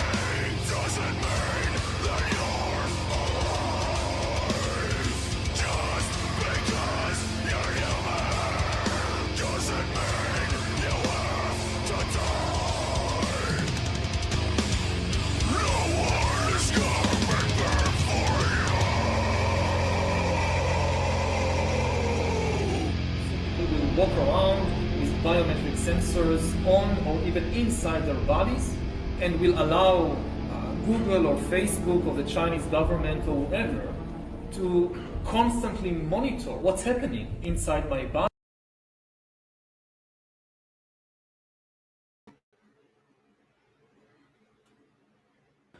We back. I was muted. Well, that was fun. I dug that. That's appreciate Jacob. I don't. Once again, I don't know if we're sticking with postmortems for these. I dig it. I don't know. Hey, did you catch some weird audio stuff in the middle? I think maybe there were some glitches. You might need a little bit, up. but okay. Am I tripping? Am I losing my fucking mind? What is that? That was a. I still enjoyed. That was I weird. enjoyed both songs, honestly. Yeah. I did too, but it was confusing when they were throwing them together. I was like, I think he must have made some sort of goof there. So I don't know, maybe straight up later. Either way, fucked. That was dope. All right, we have a bunch of people in the in there. We got Bobo, who's already called first dibs. I see you back there, Ellie. I don't know if you want to join, Jacob. So someone was just in here a minute ago, Torin. So between any of y'all, if anyone want to jump in, obviously Bobo's got first dibs, so we will bring him in. But yeah, otherwise, I guess Ellie, let us know if you want in. Jacob, let us know if you want in. You guys can come on next. Bobo, welcome to the stage. What is up, my friend? What up, brother? What is up, y'all? What's up, man. dude? Hey, so still alive. All right. First off, all right. It's not as cool as the Epstein files and everything, right? But here in Texas Hill Country, right, we just got the flood going, right? And I was talking to this rando at the gas station. I guess I have that face where people want to say hi for some fucking reason. But he was telling me about. Well, it happens to me too, buddy. It's just weird, right? But he was telling me about cloud seeding. I'm like, yeah, Operation Popeye. He's like, no, there's companies now that do this. And I was like, what do you mean? Rainmaker, baby. Yes, Peter I was Thiel's just on about to... points, dog. Come on now, dude. 25 Now here's the year weird old. thing. 4 weeks ago, he was on the Sean Ryan podcast. No, I didn't know that. Yes, look it up. Wow. Because the guy, the rando, he was like, yeah, man. He was on that like podcast with that like CIA guy or whatever, and you know, he's like, they've been doing a lot of stuff in Texas, and I'm like, what? You know, I was like making mental notes. I don't have time to do research anymore. It's dad summer, right? Kids fucking not in school right now, so can't do a whole lot. But he was on the Sean Ryan podcast talking, I guess, about how you can keep the chemicals in the air for a week or so, depending how you mix it, is what the guy was telling me. Again, I didn't do the research. But I was like... You're on, dude. You're spot on. Here, look at Peter Thiel's. Oh, I literally just brought that up. You son of a bitch. As you were talking, I hunted on the bookmark, and then I went to go bring it up, and you were there. Like, fuck. Sorry, go ahead. My bad, bro. But no, yeah. I mean, look at this. This is ridiculous, right? And you consider the fact. Go ahead, keep going. Actually, I'm loving what you're saying, Bobo. It was crazy because like the guy was also telling me, I didn't do research. I made mental notes. It was yesterday and I was going to try to research, but I didn't get the chance. Apparently there's one of the hugest aquifers in North America is also here in Texas, but it's drying up. So it might have, quote, been something to try to refill it, or they're trying to destroy Texas Hill Country because like a lot of fucking people moved in here and they're trying to restart the economy. I don't know. Right. I just thought it was weird that he did literally a podcast 4 weeks ago saying, hey, just so you know, we're doing cloud seeding, aka Rainmaker, and we've been doing a lot of operations in Texas and we can keep it up for a week. Dude. Well, the chemicals in that's strange, right? And then apparently he's like supposed to come out sometime soon and say, hey, I wasn't involved in the Texas thing. Oh, yeah, he did. He came out and said that. Yeah, he's like, I'm not involved in the Texas thing. It's funny, though. There's actually a tweet. I don't know the context of it, but someone found a tweet from, like, I think a year or so ago where he's like, I will call down the rains like God hath not done since the 4 times. I don't even know. It was like some, like, ominous, like, message of, like, and you're like, I mean, obviously it could have been some joke in response to something, but it's still, like, obviously now you're like, what the fuck? Not a good look being found in isolation. So no, but then combining that with what just popped off just before the show, look at this, dude. Like, this is legitimately happening in New Mexico at this very moment. Ooh. And it happened very fucking quickly, right? The gods are unhappy. Here. Did you see the Guadalupe River? It went from 4 feet to 29 and a half feet in 30 minutes. I know. I saw the time lapse, and I have that clip as well, actually, because I wasn't sure how much Jose talked about it this morning, and it caught this specifically caught my eye, obviously, as far as like the Peter Thiel connection to funding, Rainmaker and providing the financing for this what is his name, Dorico or whatever the fuck. Yeah. But Augustus. Yeah, Augustus Dorico. Yeah. Augustus. What a cool name, Jesus, dude. That has some what a cool name, and then fumbled the ball so hard in the name of his project. Like right. it really is just like a boring fucking name, Rainmaker. Like this is a Thiel project, and you're like, who's known for like nerdy naming shit. Like I can come up with like 10 different things. I like immediately this morning. No, that's shit. Mjolnir, right off the jump. Boom, easy peasy. Mjolnir. Right. Mm-hmm. That's perfect, right? Raiden, no, because that goes to Thor with his hammer, and he can go. Yeah. Dude, I mean, you could listen do to this though. Rainmaker Technology Corporation, founded by Augustus Dorico, claims to enhance rainfall using autonomous drones loaded with cloud seeding chemicals. The company disperses silver iodide and calcium chloride into storm systems to artificially boost precipitation. Now, keep in mind the fact that this has all been passed under a new Texas bill, right? Which essentially, it's very interesting because it clearly, and there was a bill that was introduced that it seeks to ban government-ran geoengineering weather modification projects, which I did think was very interesting and worth noting. But guess what? It exempts all contracts signed before September 1st, 2025, the effective date. And that so that directly, obviously ties into this Rainmaker contract that he had specifically gotten, which apparently according to this weather modification filing that was dated February 26th of this year, Rainmaker was under contract to perform cloud seeding flights in the Trans-Pecos region of Texas from March 15th through October 31st, 2025. He also, in early 2024, was awarded the Teal Fellowship, which I'm sure you covered this morning, Jose, this prestigious $100,000 grant program that Peter Thiel founded. Most expensive pussy you ever got. Dude, yeah, exactly. Which, by the way, I found out this guy, this kid, what's his name again? Augustus DeRico. Augustus DeRico. So it turns out he raised over $6.3 million for Peter Thiel. I didn't know this. And now there's a past. There's definitely a story to what turned out to, as far as just what I think led to this very moment in terms of him receiving the contract and also getting this grant, because again, it's like he provided this fundraising ability that apparently wasn't. He gave his offering to the gods, and they listened and provided him rain. Then he provides this. then he gets this contract. Provided a tweak. Dude. Seriously, but you can look at this fucking thing, which is even crazier that they have a copy of the contract itself. But this is the contract allegedly that Trans-Pecos signed, and and it turns out that it's all sponsored, as they say here, by the Ward County Irrigation District. Now, this is interesting.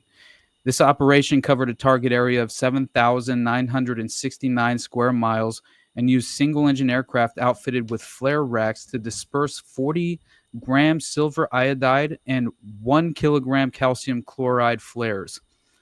The form also confirms use of National Weather Service radar for guidance, live radar monitoring software, and emergency beacons on board. Operations were to be suspended during flood or tornado warnings, but no documentation yet shows whether that actually occurred. So, yeah, man, I just think that this specifically, as far as the active zones that they were cloud seeding, actively cloud seeding, dude, guess what? It fully encompasses this region. And so that part alone, like you've had an effect on the potential outcome of as far as just like, if you're creating precipitation 2 days prior to this catastrophic flooding, which that's the other thing. Yeah. What's this diagram? Have you taken a peek at the diagram to see what color is what? Because I'd be curious which one's where the weather thing's occurring and which one's where the flooding occurred. Right. So Hill Country is a little bit farther up north from the green area. Okay. Well, I'd assume if you look at the key, you might be able to see it better than we can, Austin. You might be able to make out. Right. Yeah. I can click into it. Oh, shit. This is the actual full report. Let's see. Yeah. Oh, I switched screens here. Sorry. No, you're good. But here's the other thing. It could have also been botched. It could have been meant for a different area, and it fucking wind blew it. Yeah. You know what I'm saying? Well, yeah. No, I mean, the idea of whether we know this is intentional or not is like this is kind of the point of like, I would assume it sounds like they're trying to say it's like a significant ways away from wherever it occurred. But I would think if you're dealing with weathered patterns, that like it's like the butterfly effect concept. It's like you'd think, you don't really need to be that close to an area to be able to create a weather pattern that could affect someone somewhere else. Read this right here. The deadliest flooding occurred across obviously south central Texas, including this area where Bandera County, where Camp Mystic tragedy unfolded, killing multiple people in the fast moving water.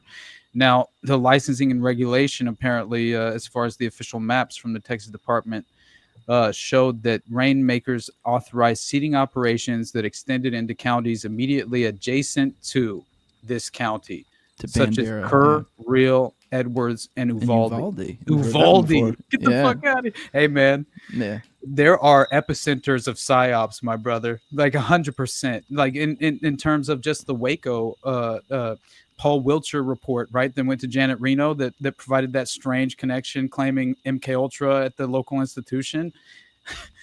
It just reminded me of how, like, the Atlanta case, honestly, where these strategic hubs that seem to provide like operational facilitation at the very least, where just geographically, I think it plays a role. And so, yeah, I just think Augustus Caesar was actually, I don't think he was the founder. I mean, he was the younger who basically presided over the fall of Rome, right? And but Augustus, his story is very interesting.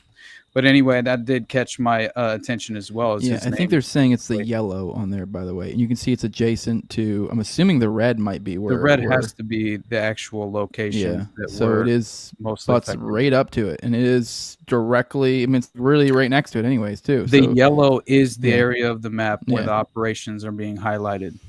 Yep, and so that's then where it's got to be the red. It's got to be the flooding because they're saying it's adjacent. It's the only colored thing on the map it's adjacent to. So Central Texas to me, yeah. Yeah, I mean because that was his claim. I mean, I don't know Texas geography, so it was kind of a easy claim. It kind of works for a lot of people. Oh, well, that was over here, and Texas is huge, so people, like, I hear that, I go, oh, okay, until you look at the map and you go, oh, dude, it's literally right next to it. What are you talking about? So. And we're talking about weather. The idea they're like, oh, I was a county over. You're like, I'm sorry, that doesn't fly here. You were fucking with weather and like within counties away. That's more than enough away, in my opinion. So, hey, Jacob's gonna like this. There's another Utah connection too, so that draws in the sort of processed church footprint in a way, just as far as like these strategic intelligence hubs, I think, of operation. But what's important, just this last part, and then we'll move on if you want, and pivot to something different. There are a few other things, if you want to, we can discuss. But so it says these programs authorized by the state were active during the first week of July. Now, this is an unverified internal log that's circulating online, so it's important to make that note. But clearly, it does seem there's no reports claiming otherwise, which very rarely happens in terms of a lot of these. Well, I will say the individual CEO himself did come out and make a statement, right? But he's also due to follow this up with an actual appearance that is scheduled at this moment. So he's going to actually have to address these issues and questions, hopefully, in some sort of public forum. But now, the unverified internal log circulating online claims Rainmaker seeded clouds on July 2nd, only 2 days before the flood, and public records allegedly confirm the company had full clearance to operate at that time. No specific flight logs have been released. But the last part I thought was interesting is in July of 2025, this very month, Axios Pro reported that Rainmaker had secured this $25 million Series A investment round led by Lower Carbon Capital. And I think it's probably important to mention these investors and look further into who they potentially have funded, what their financing looks like, because I'm sure there's some red flags, that you will find. And so it looks like Starship Ventures, Long Journey Ventures, and apparently prominent Silicon Valley technologist Gary Tan and Naval Ravikant. I don't know either of them.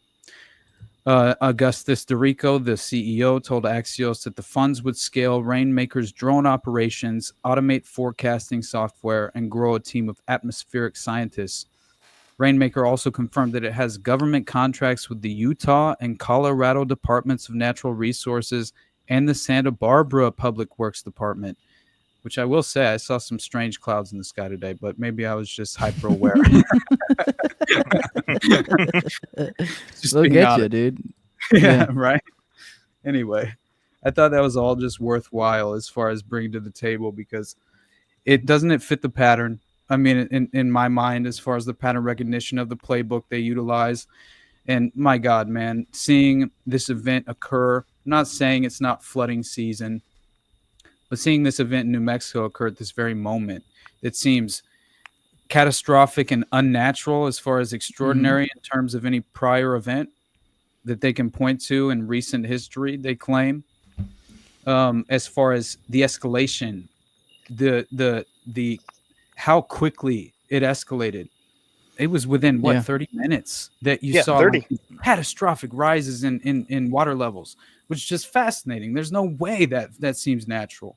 Yeah, I mean, I was goofing a little bit, but I mean, with these Teal connections, and maybe it's a little bit too on the nose, and obviously I'm not making any fast and loose claims here, but I mean, hell, it brings to mind the Valar Ventures that the Epstein entity network invested $40 million into, and now has gone $70 million back. The Valar were the gods on Earth, and so it's like, it is like, while I was joking earlier, there is like, it's like, dude, what, Teal was in Epstein. It was in Epstein's, calendar multiple times. I mean, he fucking. I obviously mentioned the money invested. I mean, there's plenty to connect the two. And then now, as these things are at their peak, at their zenith, we have the literal weather killing people, and we have these connections to someone who thinks he's a god on Earth, manipulating the weather. And I don't know. It is kind of, as ridiculous as it is, it almost as if like you can almost see the people of old being like, we must worship the gods so that they bring forth rain or whatever. And it's like, I don't know, what the fuck, was there some truth to that in the ancient past? I don't know, where there were, I don't know. I mean, point being, it's just too on the nose. I don't even know what to do with it. It's just ridiculous. I definitely, when I did my DARPA episode, I'll never forget that, beyond the DARPA HIMEMS program, right, where they were like developing these insane machine insect interfaces, which legitimately, this is real, right? People talk about mosquitoes being not being real, which is just hilarious. But hey, man, it definitely exists where they can legitimately deploy weaponized insects. Now, I'm speaking like they are outfitted, right? Which is even more strange, but it legitimately has been done. But as far as weather modification itself, when coming up in my DARPA episode, it was from a final report from a document from the U.S. Air Force, and they released this information that they were claiming that essentially, the U.S. military was using a wide range of possible options to defeat or coerce their adversaries, right? And we all know Project Popeye, or if you're aware of the weather warfare, Operation Popeye, and this, guess what? This capability happens to extend to the triggering of floods, hurricanes, droughts, and earthquakes. Weather modification will become a part of domestic and international security and could be done unilaterally. It could have offensive and defensive applications and even be used for deterrence purposes. Oh yeah, wasn't the Epstein thing a national security issue, right? Yeah, hey man, that's legitimately what they always utilize as the obvious excuse. For withholding information and intelligence from the general public. But at the same time, I mean, the fact that they have this is within a military document, a legitimate, U.S. government document that proves that they have an ability to generate precipitation, fog, storms, modify weather in space, and even produce artificial weather, all as a part of this integrated set of military technologies that they possess. And I just think that when you understand HARP, right, which is just like, my God, high frequency active auroral research program, when you just look at that facility, I understand it's not allegedly, it's not actively in operation any longer, as far as the last I heard, but I don't quite believe that to be the case. And you look up that actual property, right? The heart facility. My God, brother. I think they legitimately have had an ability to manufacture weather at any given moment for quite some time, and I don't think this is anything new. And the fact they utilized this in the Vietnam War, I mean, get the fuck out of here, Oh, yeah. I think it's What's to up, go Bobo? ahead and try to force the carbon credits. Like, look at this natural disaster. Dude, hey, that's what happened in Texas again. Like, remember when it snowed so bad, people were dying on the highways? You're like, oh, it is, right after an energy crisis that struck Texas. I don't know. I that feel was like it'd be hard to generated. I think it'd be hard to swivel into environmentalism, especially since this administration's kind of poo-pooed it. That's literally been the whole hell. That's been Trump's fucking scapegoat for why Elon's upset about the whole big beautiful bill thing. It had something to do with the speaking about Elon. But hold up, only because I do want to address this point, because I legitimately think that, look, man, they're not trying to, placate our specific political, as far as just our political perspective, not at all. That's true. They're generating the opposite side is always being prioritized as well. So you're considering, a layered operation where you're going to each side gets what they deserve and what they're expecting on in the framework of the political spectrum where they fall. And so you have leftists who are saying this is all because they defunded the federal government and they don't have the programs in place to actually defend against this. And there would have been these programs that would have warned people. You have like not only the mayor, but other local representatives coming forward, making statements that are claiming that no, we didn't have any sort of alert system that was in place for any sort of natural disaster such as this. And I think that's all just very convenient, right? Especially when it falls so perfectly into the narrative, into the framework, into the ideology, and the prison that these leftists reside in. Man, I'm telling you right now, people I know and love bought that fucking narrative hook, line, and sinker, right? Yeah, they might be trying to lean into it, because I do think, I don't know if this was completely planned. I always think that the powers that be probably have plans within plans and then contingencies for those plans. So, but to me, at least from the outside looking in, I don't know exactly what the plan here, but it looks like it's going a little bit off a little bit, particularly in my opinion. And the point being, it seems like we got a Vance seat in there as like the future of the party. It seems like to me that's falling apart, particularly. He still might be the future of the party, but I don't think he's gonna get ushered in like the white Obama, like it was looking like he might be. It didn't look like that red carpet got rolled out quite correctly. Got a little bit fucked up in the rollout. And so here we are now, and it looks like to me, this is my read of the scenario. Things could change a lot, but it looks like to me, if we're playing, from a partisan perspective, the ushering in the Trump was essentially the rejection of the populace of the old left, hey, we're done with your bullshit. Like we couldn't in any more way, up to and including like the establishment leftist media that was predominantly more left. And so that was that thing essentially. That was a rejection of that. But with that, we got this new thing that came in. I guess you could almost say this was and I think the shifting the Overton window played in here. And these new people came in, and now they're fumbling the ball so fucking hard that it is almost as if they we had this talking point that's oh, it's gonna be it's gonna be forever till the left comes back and after the Trump. But the funny thing is they're fucking up so fucking hard, and I keep saying this over and over again. I wouldn't be surprised in the next 5 to 10 years if the new crowd, the crowd that's filling this role that the MAGA crowd was filling in the last few months, kind of the new thing, the new, I don't know, that what feels organic, where we feel comfortable, will probably be something like a center leftish type thing. So my point being, I think the right is essentially ceded the ground, and we're going to see, I think, a more reasonable left rise up. Take the realm. Obviously, it'll get taken over by AOCs or kind of controlled ops. But so point being is to lean into the environmental message is kind of I don't know. It's not that crazy that they're well, we do need to kind of seed that message out there too, because it's that might grab later. Oh my God, dude! I hope to God. Go ahead. No, you go ahead, Bobo. I've been talking. What's up, brother? Oh, I was going. Well, two things. One, Texas Hill Country is a little bit above the green and a little bit east to the red on the Red, map you were okay. saying earlier. I feel like I always throw the podcast off when I come on. But doesn't that fuck up the flow or whatever? No, this not at all. The second thing was, so you mentioned Elon, which was another thing I wanted to talk about, right? Did you see the 80,000 Bitcoins that went from a dead wallet in 2011 recently to a new wallet? No, I've heard tell. I don't know enough about it, but I've heard rumor that's probably him for a new party. Yeah. Yes. Interesting. So there's that. that's and I know you guys don't like.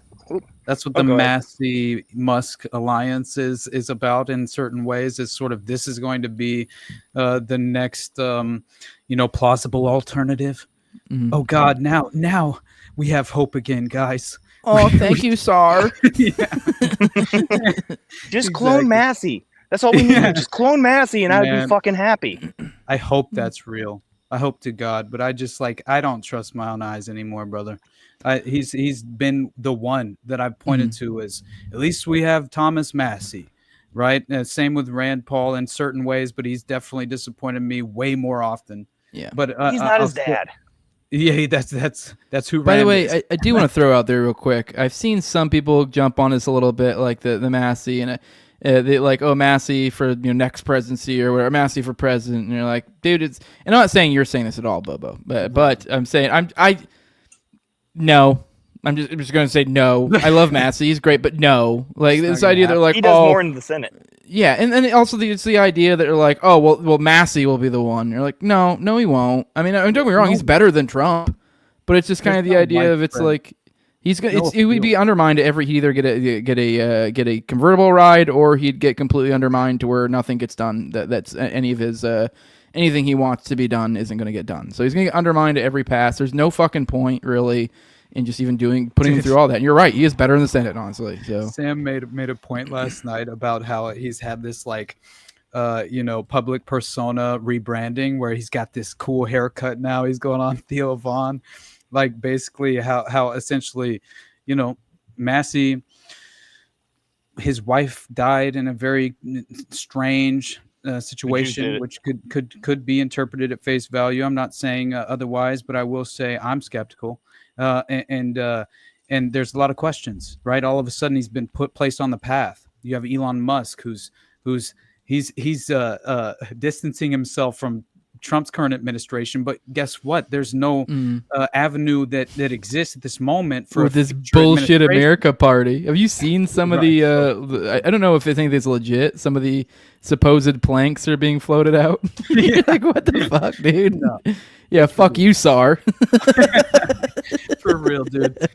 Elon's the biggest puppet in my mind that exists. I honestly think he's got fucking autism or something, and he's just being utilized and placed into position. But that's how I felt about most of the PayPal mafia, to be honest. Which is PayPal mafia. That's worth mentioning. Peter Thiel, Elon Musk, PayPal mafia from the jump, before even Palantir. Way back, and I'm pretty sure I keep saying I need to look into it, but I've heard tell of there being connections in their past too, so in family and stuff. So, yeah, man, yeah, Technocracy Incorporated, like get the fuck out of here. His grandpa, just that alone, no. Why would you trust an individual who holds the principle? Look, he's the one vying for a carbon credit economy. For how long, right? I mean, that's been his vision. So how many of his principles fall perfectly in line with that of Klaus Schwab? What do you need for a rebranding of the totalitarian technocratic vision? What do you need in terms of the Great Reset?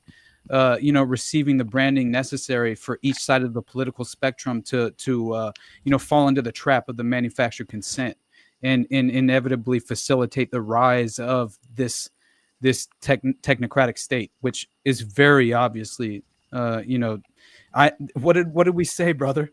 I mean, for how long have we been saying I'm worried about the pivot to technocracy happening in this very administration?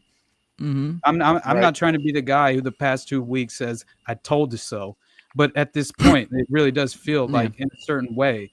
I mean, it doesn't take rocket appliances to do it. So no, and I don't like to be right about this shit either. Which sucks Rocket because surgeon. it's not at all what I actually want to happen. It's just my unfortunate. You can say I'm jaded, but I just think I've been paying attention for too long, you know, and honestly, I just feel that, but you know, it takes more than that, but clearly I just don't understand how people continue to fall into this facilitation of the agenda. The permanent establishment exists, man.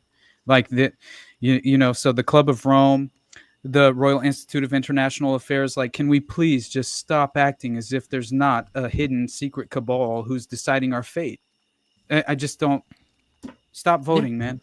And even to the what I was getting at with the Elon thing, it just feels like a dialectic. It's like constantly the next thing. As this thing's falling apart. And keep in mind, Elon's the one who was also throwing out, this guy's on the Epstein list. I mean, I don't know. I mean, maybe I'm being way too paranoid here and schizophrenic and saying this is like planned or some shit. But it's like, hey, he's a guy seeding out the narrative from the jump, and then kind of then feeding off of said narrative, and then creating the next thing from which to jump onto. So it's like, I mean, what we're witnessing. Yeah, and this is a guy who's buddies with Thiel. Like, he started with Thiel. Like, that is where he got his jump, like his start, his big start. Maybe there's some other big start, but like the biggest one probably, really, the PayPal Mafia thing. And from there, like, you just launched entirely from there. So it's like all this from the jump with Thiel, like decades and decades and decades ago.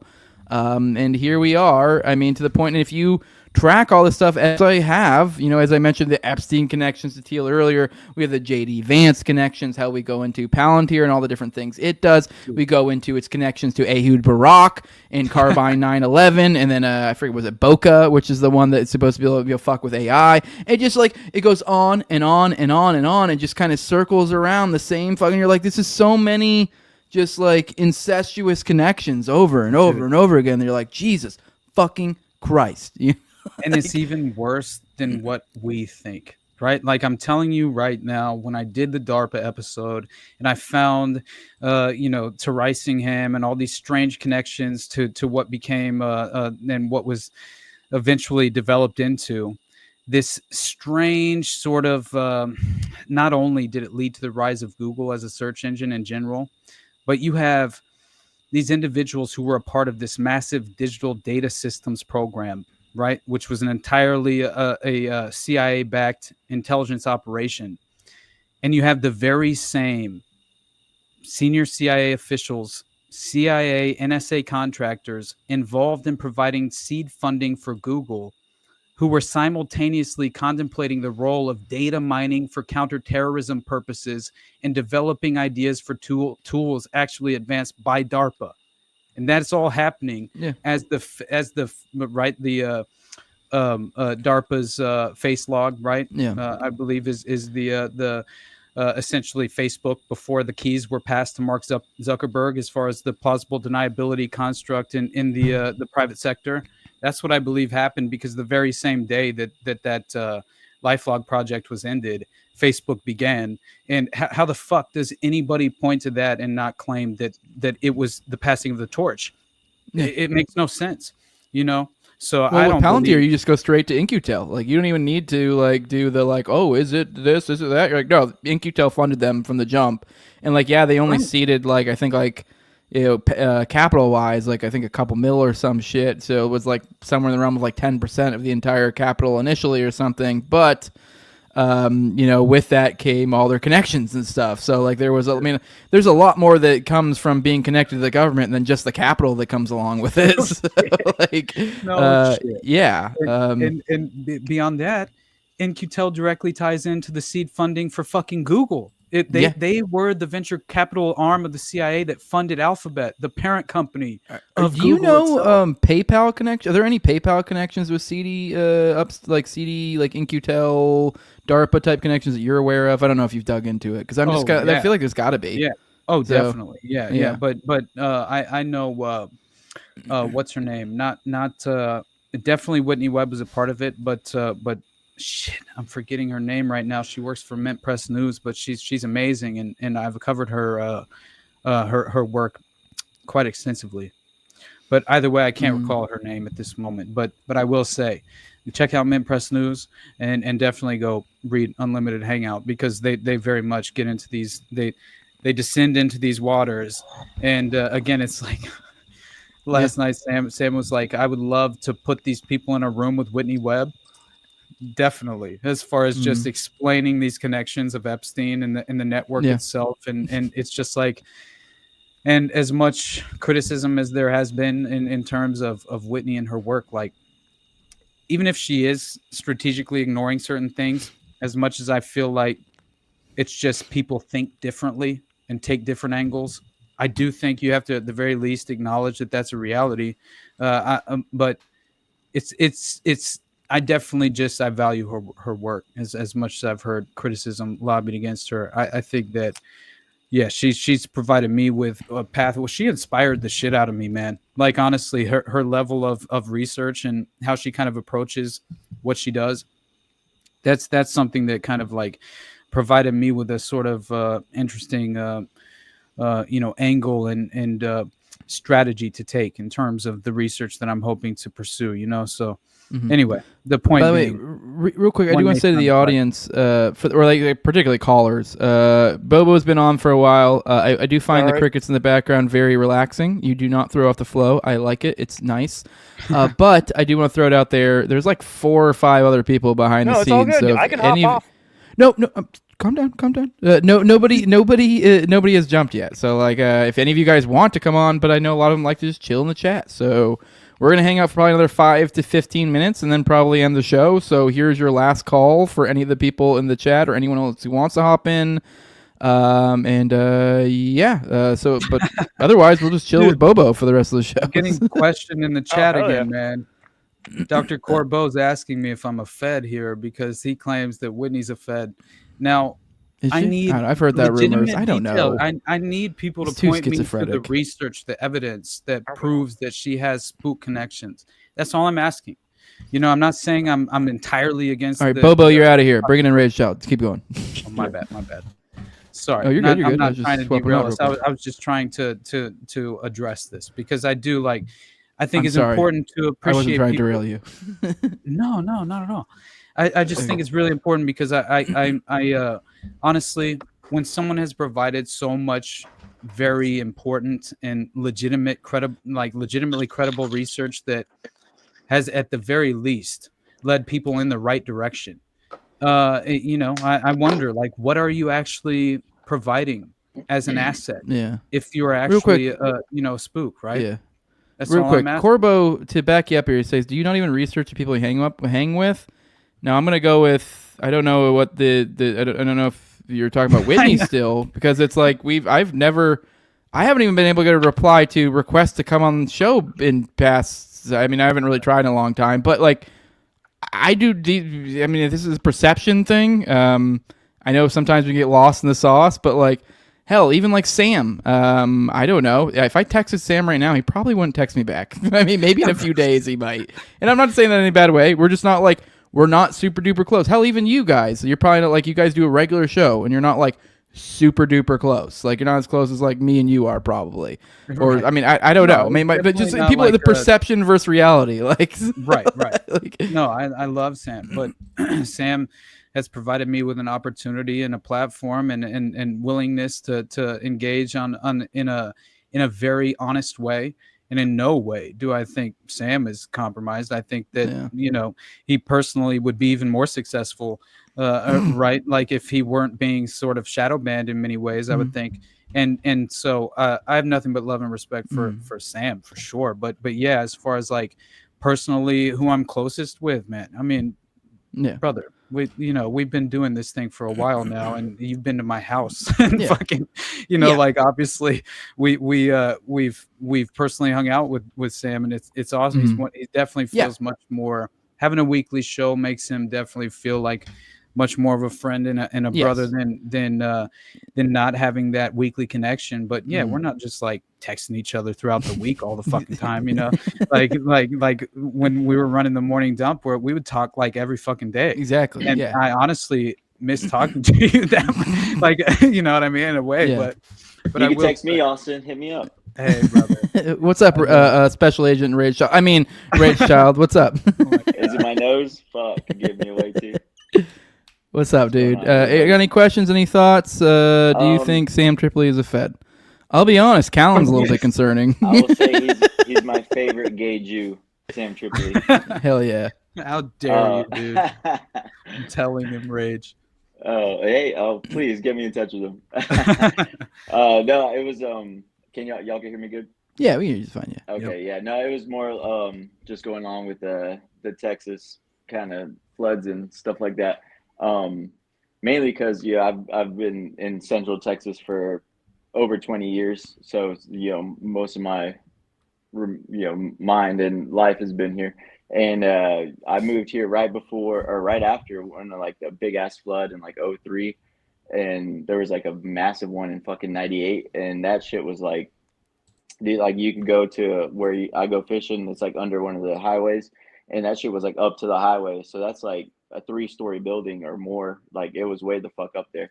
And was that just specifically in your area, or do you think specific areas were hit harder than is normal in terms of some of these flooding regions? The older ones, I am not sure. I will say that those were like, because like they were, I would not say specific. I don't know. This is but yeah, they were fucking massive, and I had no reason to think maybe like it was specific then. And then like I said, like almost every 10 years we have like a massive fucking flood through our rivers. Because we have the Guadalupe runs through here, and then we have another smaller river that's just like man-made, and then we have a giant fucking lake that is just like an old town that they dammed up, and now it's a lake, and it's fucking huge. So it's Canyon Lake, and that shit was low as fuck for the last. I mean, you could see caverns and like spots of the old town were starting to come to the surface because it was so low.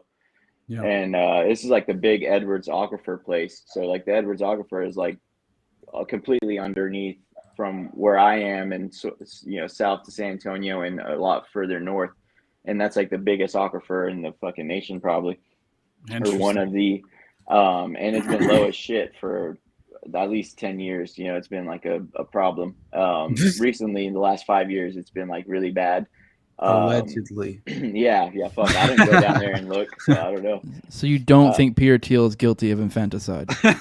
No, I didn't say that. You're right.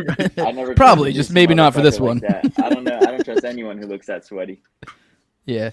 And and the other floods, those are kind of just looking back on it now. Maybe I don't know what. I didn't look into a lot of things, but just the way it's grown in this area since then, maybe it's been land grabs. Who knows? But yeah, even like 10 plus years ago, there was another big ass flood that came through, and we'd go. My buddy lived on the river, and we'd go and see, like, I'm not even joking, like big fucking garbage cans, like the dumpsters, like in fucking trees, like RVs and trees, trucks, like fucking 30 feet up. Like it's crazy. And it happens it's kind of like, it's weird to say like it's normal, like you're like, oh, of course, after you see it like 4 or 5 times, you're kind of like, oh, of course. Right. But even then, it's like when they're going like, well, oh, they defunding this and they're defunding that, like the fucking same things were, they've been the same since then. Like they weren't defunded then, and then the same shit happens. Like it's kind of crazy. So yeah, like my sister, my little sister, she's all on some shit on TikTok all the time. So she's always the one like fucking talking back, and the more libtard one. You should see the Reuters clip. There's more than that too. I pulled 2 separate clips, but one specifically, they're just, the entire clip is tailored to question the defunding. Yeah, defunding. Yeah, dude, that's all it's doing. It's framing this to the public as far as the narrative interpretation of how this event occurred and how this catastrophic flooding occurred that caused over 100 dead, which is now what they're claiming. Yeah, it's like 108, like, and probably more. To be honest, dude. Yeah, which is it surpasses Hurricane Harvey at this point. Dude, which is crazy. And then all the things that went with Hurricane Harvey were, the kind of the questions then. It's resurfacing again, but it was the same shit. It wasn't defunded then, but also that's like the coast. So, but Central here, it's like they happen. It fucking, unfortunately, but it does. And to say like, oh, it's because of the funding is kind of crazy because it fucking happened. Like I've seen it like with my own eyes at least 5 times, like some crazy shit. This, although it is crazy, but like sometimes it happens over. I mean, just like in the early, like earlier in June, it rained like a motherfucker for like 4 hours, and I woke up and the Guadalupe or the river and the Comey, it's like it was the other river, and I'm fucking doxing myself, I guess, but it was like way the fuck up, like covering fucking, it rose like up to a light pole in like 4 hours. It rained, and it was just that high. And Dude, it wasn't that crazy. bad, but it was like it didn't fucking kill anybody, but like it happens that quick. And it's been a rainy ass fucking summer, and I've been saying like it's probably gonna flood because it happens all the time, and I've been telling everybody like I feel like it's gonna flood this season, and it did, and it's probably not the end of it because it's fucking raining still, like, and so in the like I was saying with my sister, she's always like, oh, I heard that weather apps aren't gonna work as good anymore. It's like they never fucking worked in Texas. It'll say it'll be like a sunny day. So unpredictable. And it'll fucking pour down, and then it will say like, it's gonna rain. It won't fucking Same rain. thing for like in a week. Arkansas, man. Same thing always happened in Arkansas, right? Yeah. And It's torrential like downpour out of fucking nowhere. Like what? And the you can't oldest even joke see. is You have to pull weathermen. over to the side of the road. Yeah, I've done. Yeah, my windshield wiper sucked dick, so I'm like sticking my head out the window like a fucking dog. Yeah. And the oldest joke is weathermen getting the weather wrong. Like they've been saying that shit for as long as I can remember. Like jokes being, about weathermen being wrong. And so it's like I don't know there's really not much different. But as far as like the Kerrville area, so I guess so apparently there's like one of the biggest lithium deposits. Yeah, deposits like in Central Texas. Wow, Like, don't tell me. Lithium. After those LA fires, you motherfucker, don't bring that up. Yeah, so this says That's so Texas is funny. home to one of the largest deposits of rare earths in the U.S. And so it says that as those plans take shape, Texas has the potential to lead in the domestic development of rare earths, which could benefit the U.S. economy. And so what you're saying is this one God's gift to another, teal to Elon is what you're saying. The earth is God, and why would God put the lithium there if he didn't want us to fucking grab it? Yeah. Yeah, if he's not trying to give Clearly it to Elon. it's a naturally occurring event. And they're going like crazy on I guess like all these companies. It says Texas-based Blue Line Corporation partner with Linus Rare Earths Limited or whatever the fuck, an Australian-based company and the largest rare earths mining and processing company outside of China, and plans to open rare earths processing facilities in Hondo. So Hondo is like between San Antonio and Uvalde. It's like right in the middle.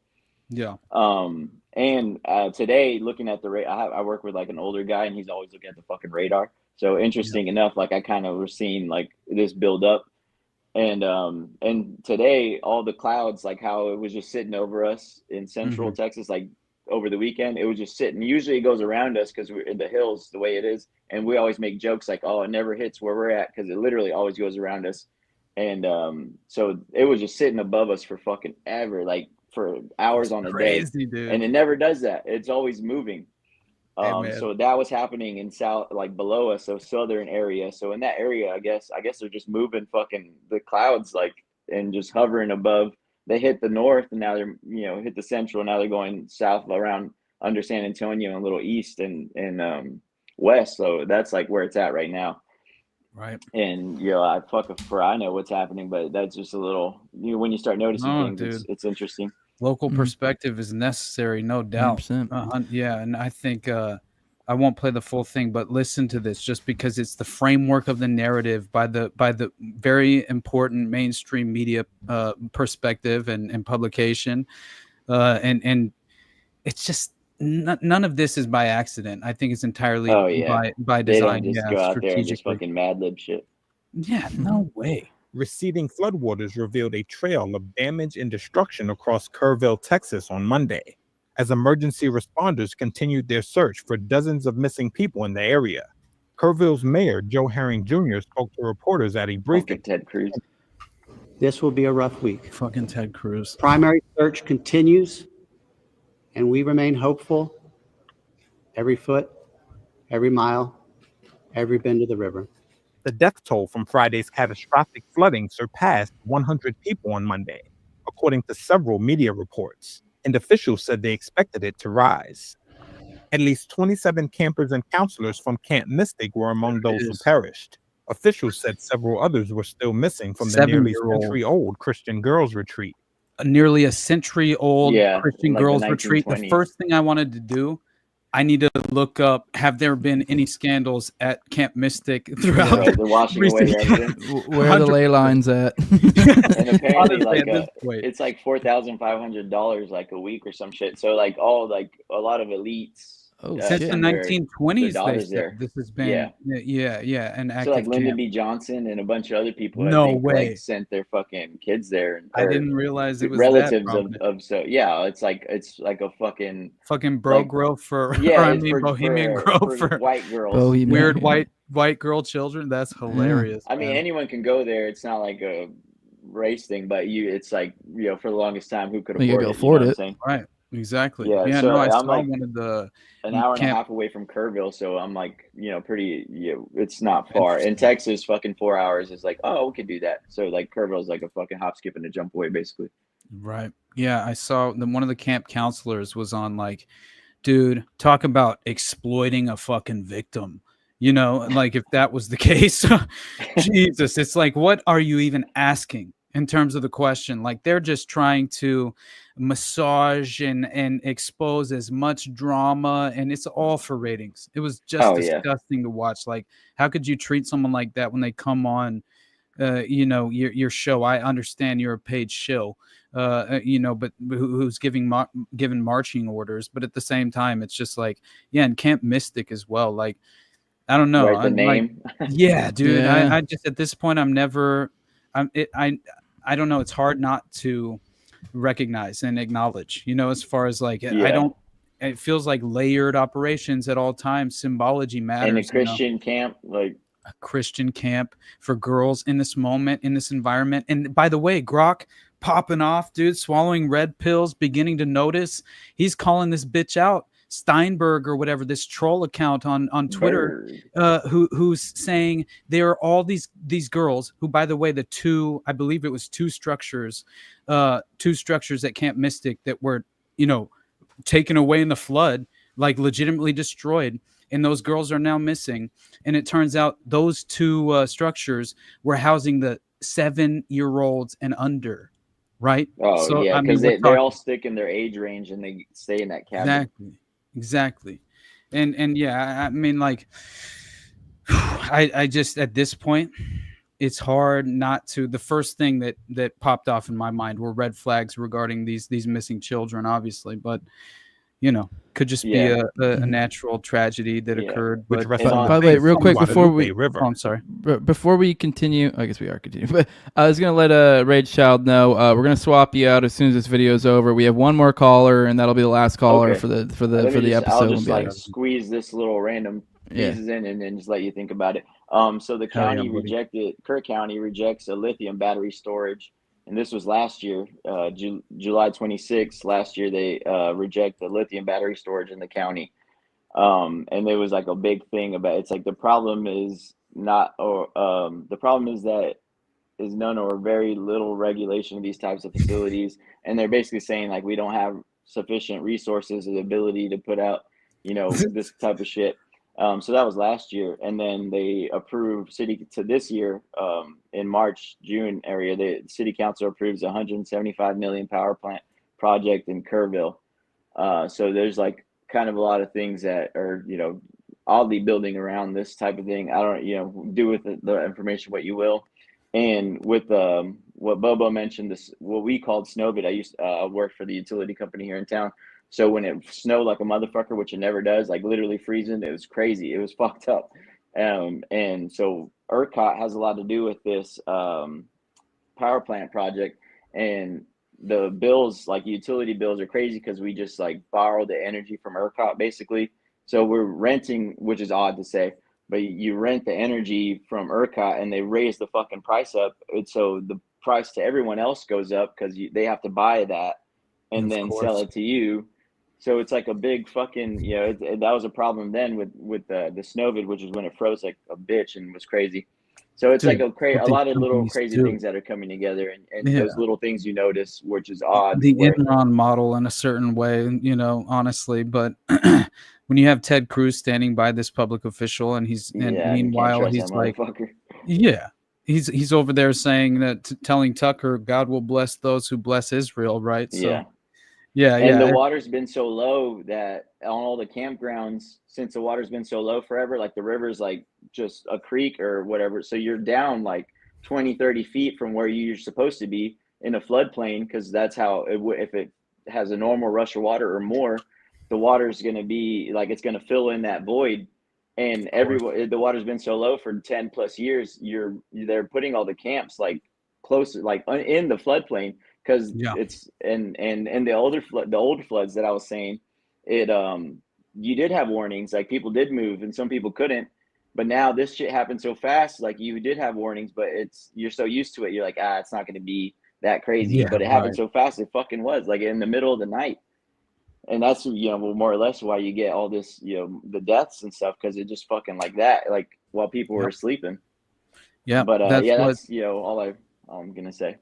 That's what one of the camp counselors was saying, as far as they woke up in the middle of the night and the power basically went out, and essentially they were first awoken to the nest, just having to essentially, it was necessary to close the windows because the rain was coming through so heavily, and then beyond that, the fans stop working, the power goes out, and then there's this tragedy that ensues like directly after the fact. But yeah, anyway, I don't know. And catch you off guard on 4th of July weekend when everyone's on 4th going of to be July out weekend, canceled all the fireworks celebrations for the most part, a shitload that were planned and scheduled in the area, apparently, which, obviously that's going to happen, but it was still it was a shitty weekend. It was so fucking gloomy and just wet. It was fucked up. But yeah, I appreciate y'all having me on again.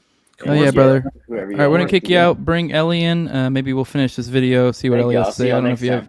See you, brother. Really have to, but okay. It's just honestly all it was I was just trying to drive home the reality and reinforce the unfortunate kind of framework of the narrative, right, where they're claiming that this is all due to the lack of funding and these cuts in the federal government and in their budget, and so therefore you all have to die now. Right, and that's essentially checks out.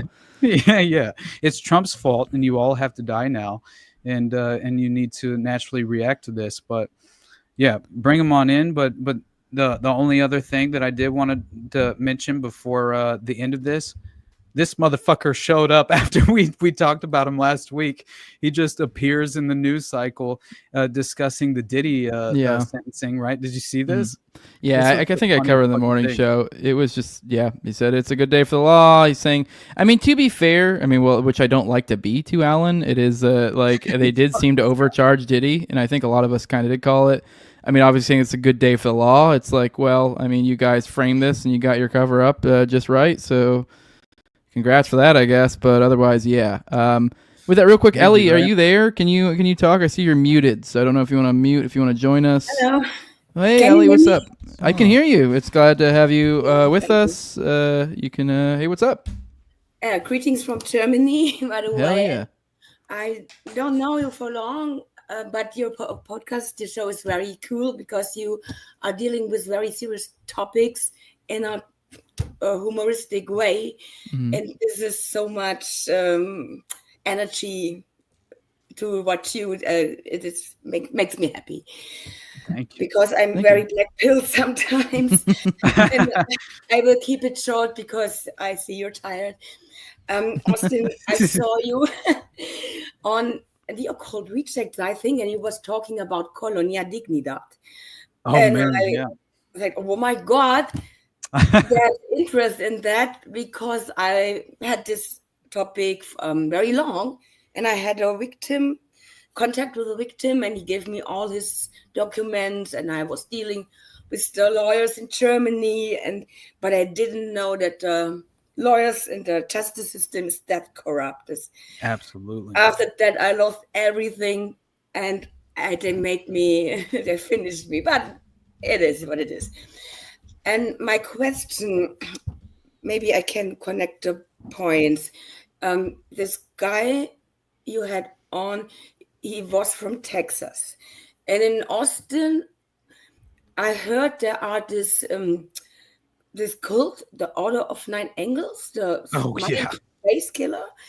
They drown victims as a ritual. It's a rumor. Yeah. It's the rumor, yes. Mm-hmm. And maybe this flood is connected to their belief system. Interesting. I don't know.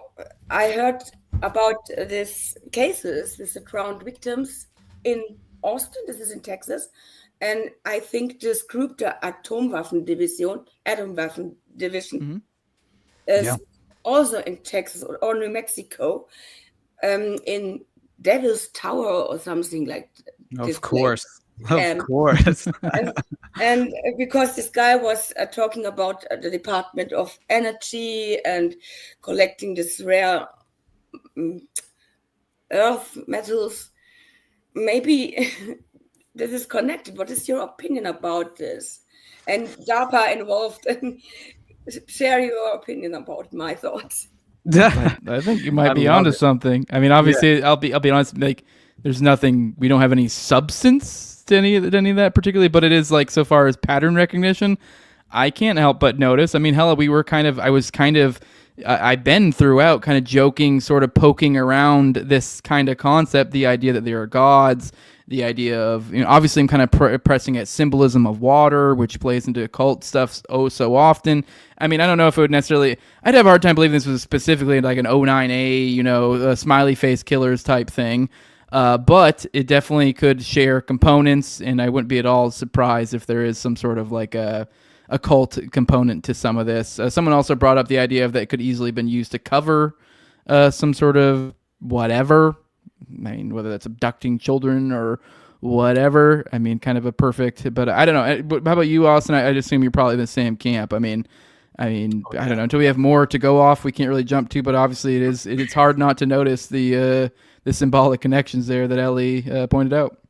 Oh yeah, no doubt. I think that, first of all, I think it's great that she discovered us from the Colonia Dignidad, section of that Occult Rejects episode, because I definitely, I think Colonia Dignidad is one of those topics that is very much undercovered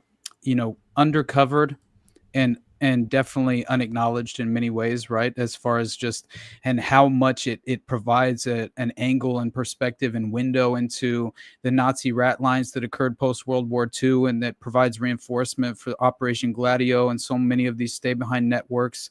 But then you have Paul Schaefer, right, who's like involved with the SS and legitimately a Nazi, but yet he's driven out of Germany because he's abusing children systematically, and then takes these children across the ocean, right, to essentially into what seems to be this sort of ground zero for Operation Condor at the time, right, which is facilitating these regime change operations and providing another sort of like safe haven and hub for geostrategic military intelligence operations that are being conducted. Plus, it had an airport. It basically had an airstrip where they could covertly fly in not only physical assets and potentially distribute drugs and weapons as well, because they're testing these very advanced weapon systems, manufacturing weapons at the Colonia Dignidad compound, razor wire on the fences. They have like underground tunnel systems, and it's just fascinating stuff. And I don't understand how more people aren't aware of it, because I mean, it became a detention center for political prisoners, right, during the regime change operation and Pinochet and everything that occurred there. But again, it proves out the fact that there was a Nazi draft that effectively took place, and there definitely was not any sort of accountability in terms of the most viable assets seemingly put back into a very powerful and strategic position of providing their expertise in many ways. And so in terms of how this could be an occult framework for the flooding that happened, don't put it past them. Right. I mean, what does Peter Thiel think that he's doing? I mean, the man is legitimately, he's fundamentally, sort of allegedly presenting it. Well, I mean, like what he's presenting to the public is a heretical form of Christianity, honestly. I mean, the guy is gay. He right? I mean, so first of all, I don't even understand how you could claim to be a devout Christian of any kind, let alone you're utilizing your position to claim that you now have the power to kind of usher in this sort of manufactured false prophecy in my mind, which is just leaning into a lot of these dystopian agendas that are playing out, because we seem so desperate that we're far more willing to embrace and facilitate these agendas because we're desperately looking for an alternative, a solution, a good faith actor who's potentially legitimately attempting to pursue essentially our best interest, but that doesn't exist. And I'm definitely, as far as I'm just, if they do exist, they're misdirected, and they're placed into now. And I will mention the fact that Dr. Corbeau, I love you, brother, and I'm sorry I wasn't at all like pushing back in a way where I was trying to cause any sort of conflict, but I'm perfectly willing to acknowledge paid compromised shills in the media landscape. I mean, that's what I'm trying to do for myself at all times. I'm trying to kind of like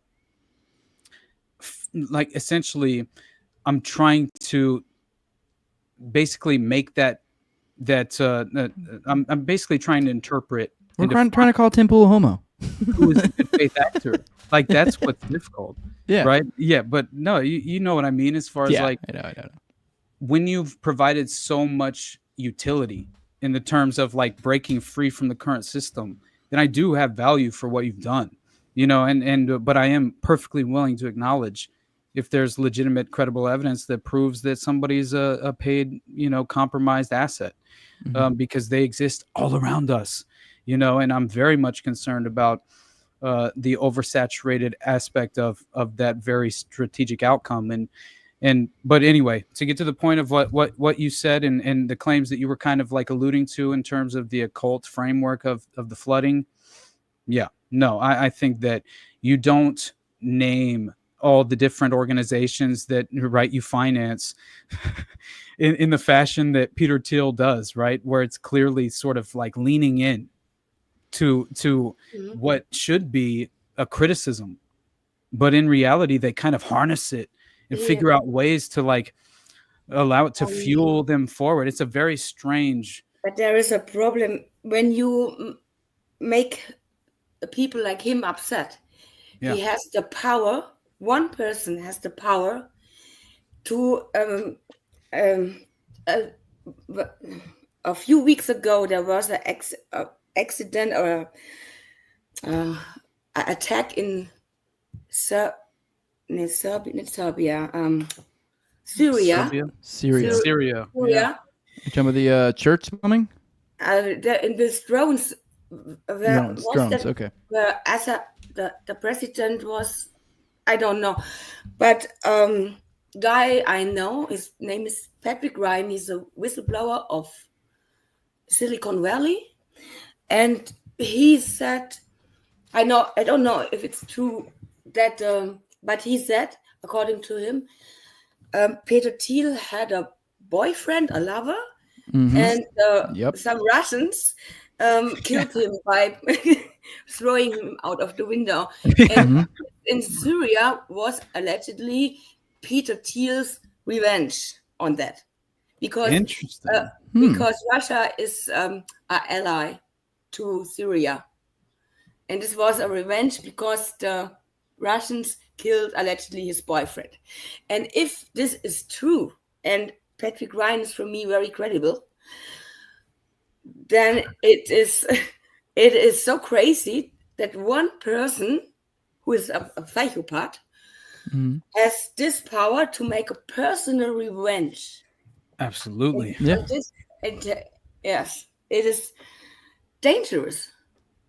Yeah, no doubt in my mind. And as far as the military applications of Palantir and the associated organizations that Palantir is financing, I wouldn't at all be surprised as far as some sort of personal vengeance that he would pursue in certain ways with some geopolitical strike, right, of some kind. And you could always imagine the fact that it could play into the layered operation. It could still benefit the permanent establishment while also providing him with personal vengeance, right? So like, you never know, and you can't rule it out. And I wouldn't at all be surprised. For me personally, I'm always attempting to gauge how much power these individual actors truly possess. Like, it's so difficult for me to, to sort of like make sense of it in my own mind's eye. It's kind of a difficult task. And I don't think any of us have the clear answer, which is even more frustrating. But I do not at all rule out the possibility of something that you're alluding to, as far as just like some sort of prioritized, targeted execution, but also just more than that, even just a symbolic gesture of some kind that proves the point that he's attempting to make. But yeah, I think it's very interesting. And if you're willing and able, you should definitely direct message me at some point with some of this information if you want to have And one question, and then I'm ready. And I forgot it. But then back to DARPA. I have to rewatch your DARPA episode because I don't know you so long. When it comes to DARPA and this military-industrial complex, the Operation Paperclip Nazis are involved in that. And what makes me suspicious is that Werner von Braun was the head of NISA. And he was hang out with Walt Disney. And he's a paperclip Nazi, man. Yes, he's going to concentration camps. So Wasn't it Braun that predicted Elon too? The military and technology is dangerous, but I think they are making a lot of things up because in the Hollywood studio, because Walt Disney and Werner von Braun, what is the purpose here? You just mentioned Elon, and I just mentioned that Werner von Braun was the one who said that Elon was going to, populate Mars in the future. Someone named Elon. I think that was him, right? Right? Yeah, I think it was Braun. Mars mission. Werner von Braun. And the hero is Elon. And in my opinion, Elon is a robot because we know the military is far ahead of what, and the all move. Look at this guy, Elon. He doesn't know how a human body works. That's why he seems autistic as hell. But the Hitler salute was studied perfectly. Yes, oh my God. Werner von Braun, I love it. Prototype of a robot, but doesn't work very well because Elon is looking like a robot. He's not smart, and he is using his body. This is not human. Like you talking when he's standing next to Trump's son, and he's like, and I think this world is dangerous and disguised. But what you see in the media is a lot of Hollywood. They make it look that it looks worse than it is, or more evil. Because I think they can write white papers and they have plans, but I don't think that it worked out in reality. They wish, because therefore they need Hollywood. Yeah. And this was my question. Thank you for putting me on. Of course. Oh, thanks for coming on, Ellie. It is. I think this is already the longest episode by a good while. So I'm going to go ahead and tap out. But I'm glad you came on, Ellie. That was really cool. Yeah. For one, I'm glad to learn we have a woman that watches this show. Yeah. It's even cooler that you're from Germany. Oh shit! Grok would be proud in this very moment. Yeah. No, Grok 3. I'm sorry. Yeah. Well, I appreciate you joining us, Ellie. Definitely. Please call back next time. I see someone else back there. I'm sorry. It is late. We will not be taking any more calls. Call in next week at Tuesday, 9:30 p.m. Much love, brother. I'm going to kick you out, Ellie. Thanks for joining. We hopefully will see you soon. Let's just go ahead and get out of here, Austin. You have any final words? Otherwise, plugs, baby. Yeah, we're good to go, brother. You already know that nothing but love from me. And man, you guys definitely check out the William Ramsey episode. I had a great time talking to him. I lobbied him by the end of it for a part 2 because I was like, fuck, I didn't quite establish as much of the Atlanta case as I was hoping to, but You would have got it either way. You didn't need a lobby. For sure. Yeah. But anyway, I love you guys, man. And nothing as far as just like in this moment, just make sure, you don't fall into any preordained outcomes and these sort of manufactured misconceptions and these traps that have been so strategically laid for us. Like, just remain skeptical, man. Don't think that we can be certain of much of anything, especially what they're presenting to us as far as the permanent establishment narrative. But beyond that, yeah, I'm tired too. So I love you, brother. Love you too, man. Appreciate everyone who just joined the show today. Everyone who watched, love you all. If you want to support what I'm doing, make sure to leave a like, share, subscribe, comment, leave a 5-star review on iTunes or Spotify. Do that for Austin too. Helps out both of us. If you want to directly support the show, the best way you really can, that's with money over at patreon.com/nowayjose2020. The lowest level, it's $2. You get access to a slew of different options or perks, I meant to say. For one, you get access to early episodes. I usually keep around 4 or so at a time and put out about 2 a week. So we have weeks of paywalled content back there. You also get access to the ad-free RSS feed. You get access to the Telegram. And you get access to the pre-show and priority for the call-ins on this great show you are watching right now, Already Dead, which is on 9:30 p.m. on Tuesdays Eastern. And then also at the highest levels, my sponsors, I read them off every episode. It's a big thank you to them. I have who used to be my co-host in Tower Gang at Tower Gang Toad, also at Applegate D's at ZOVRACK, at _ Invizeal, Tim Tuttle, at John Klebold, Will Bell's Delicious Blueberry Rabbit Eye Wine, big fan of the show, Torrin May, and then Jordan Pearson. Also, give me a follow over at Tower Gang Jose. That helps out, too. With that, guys, I think we're out of here. Follow me or check in tomorrow. I'll be doing the morning dump at 11 a.m. Eastern. I think on Thursday I have Dave DeCamp joining me. So, nice. Yeah, hang out. Join. Show up next week. With that, we're out of here. Love you all. Deuces. Don't give your children to Pierre Thiel. We're out.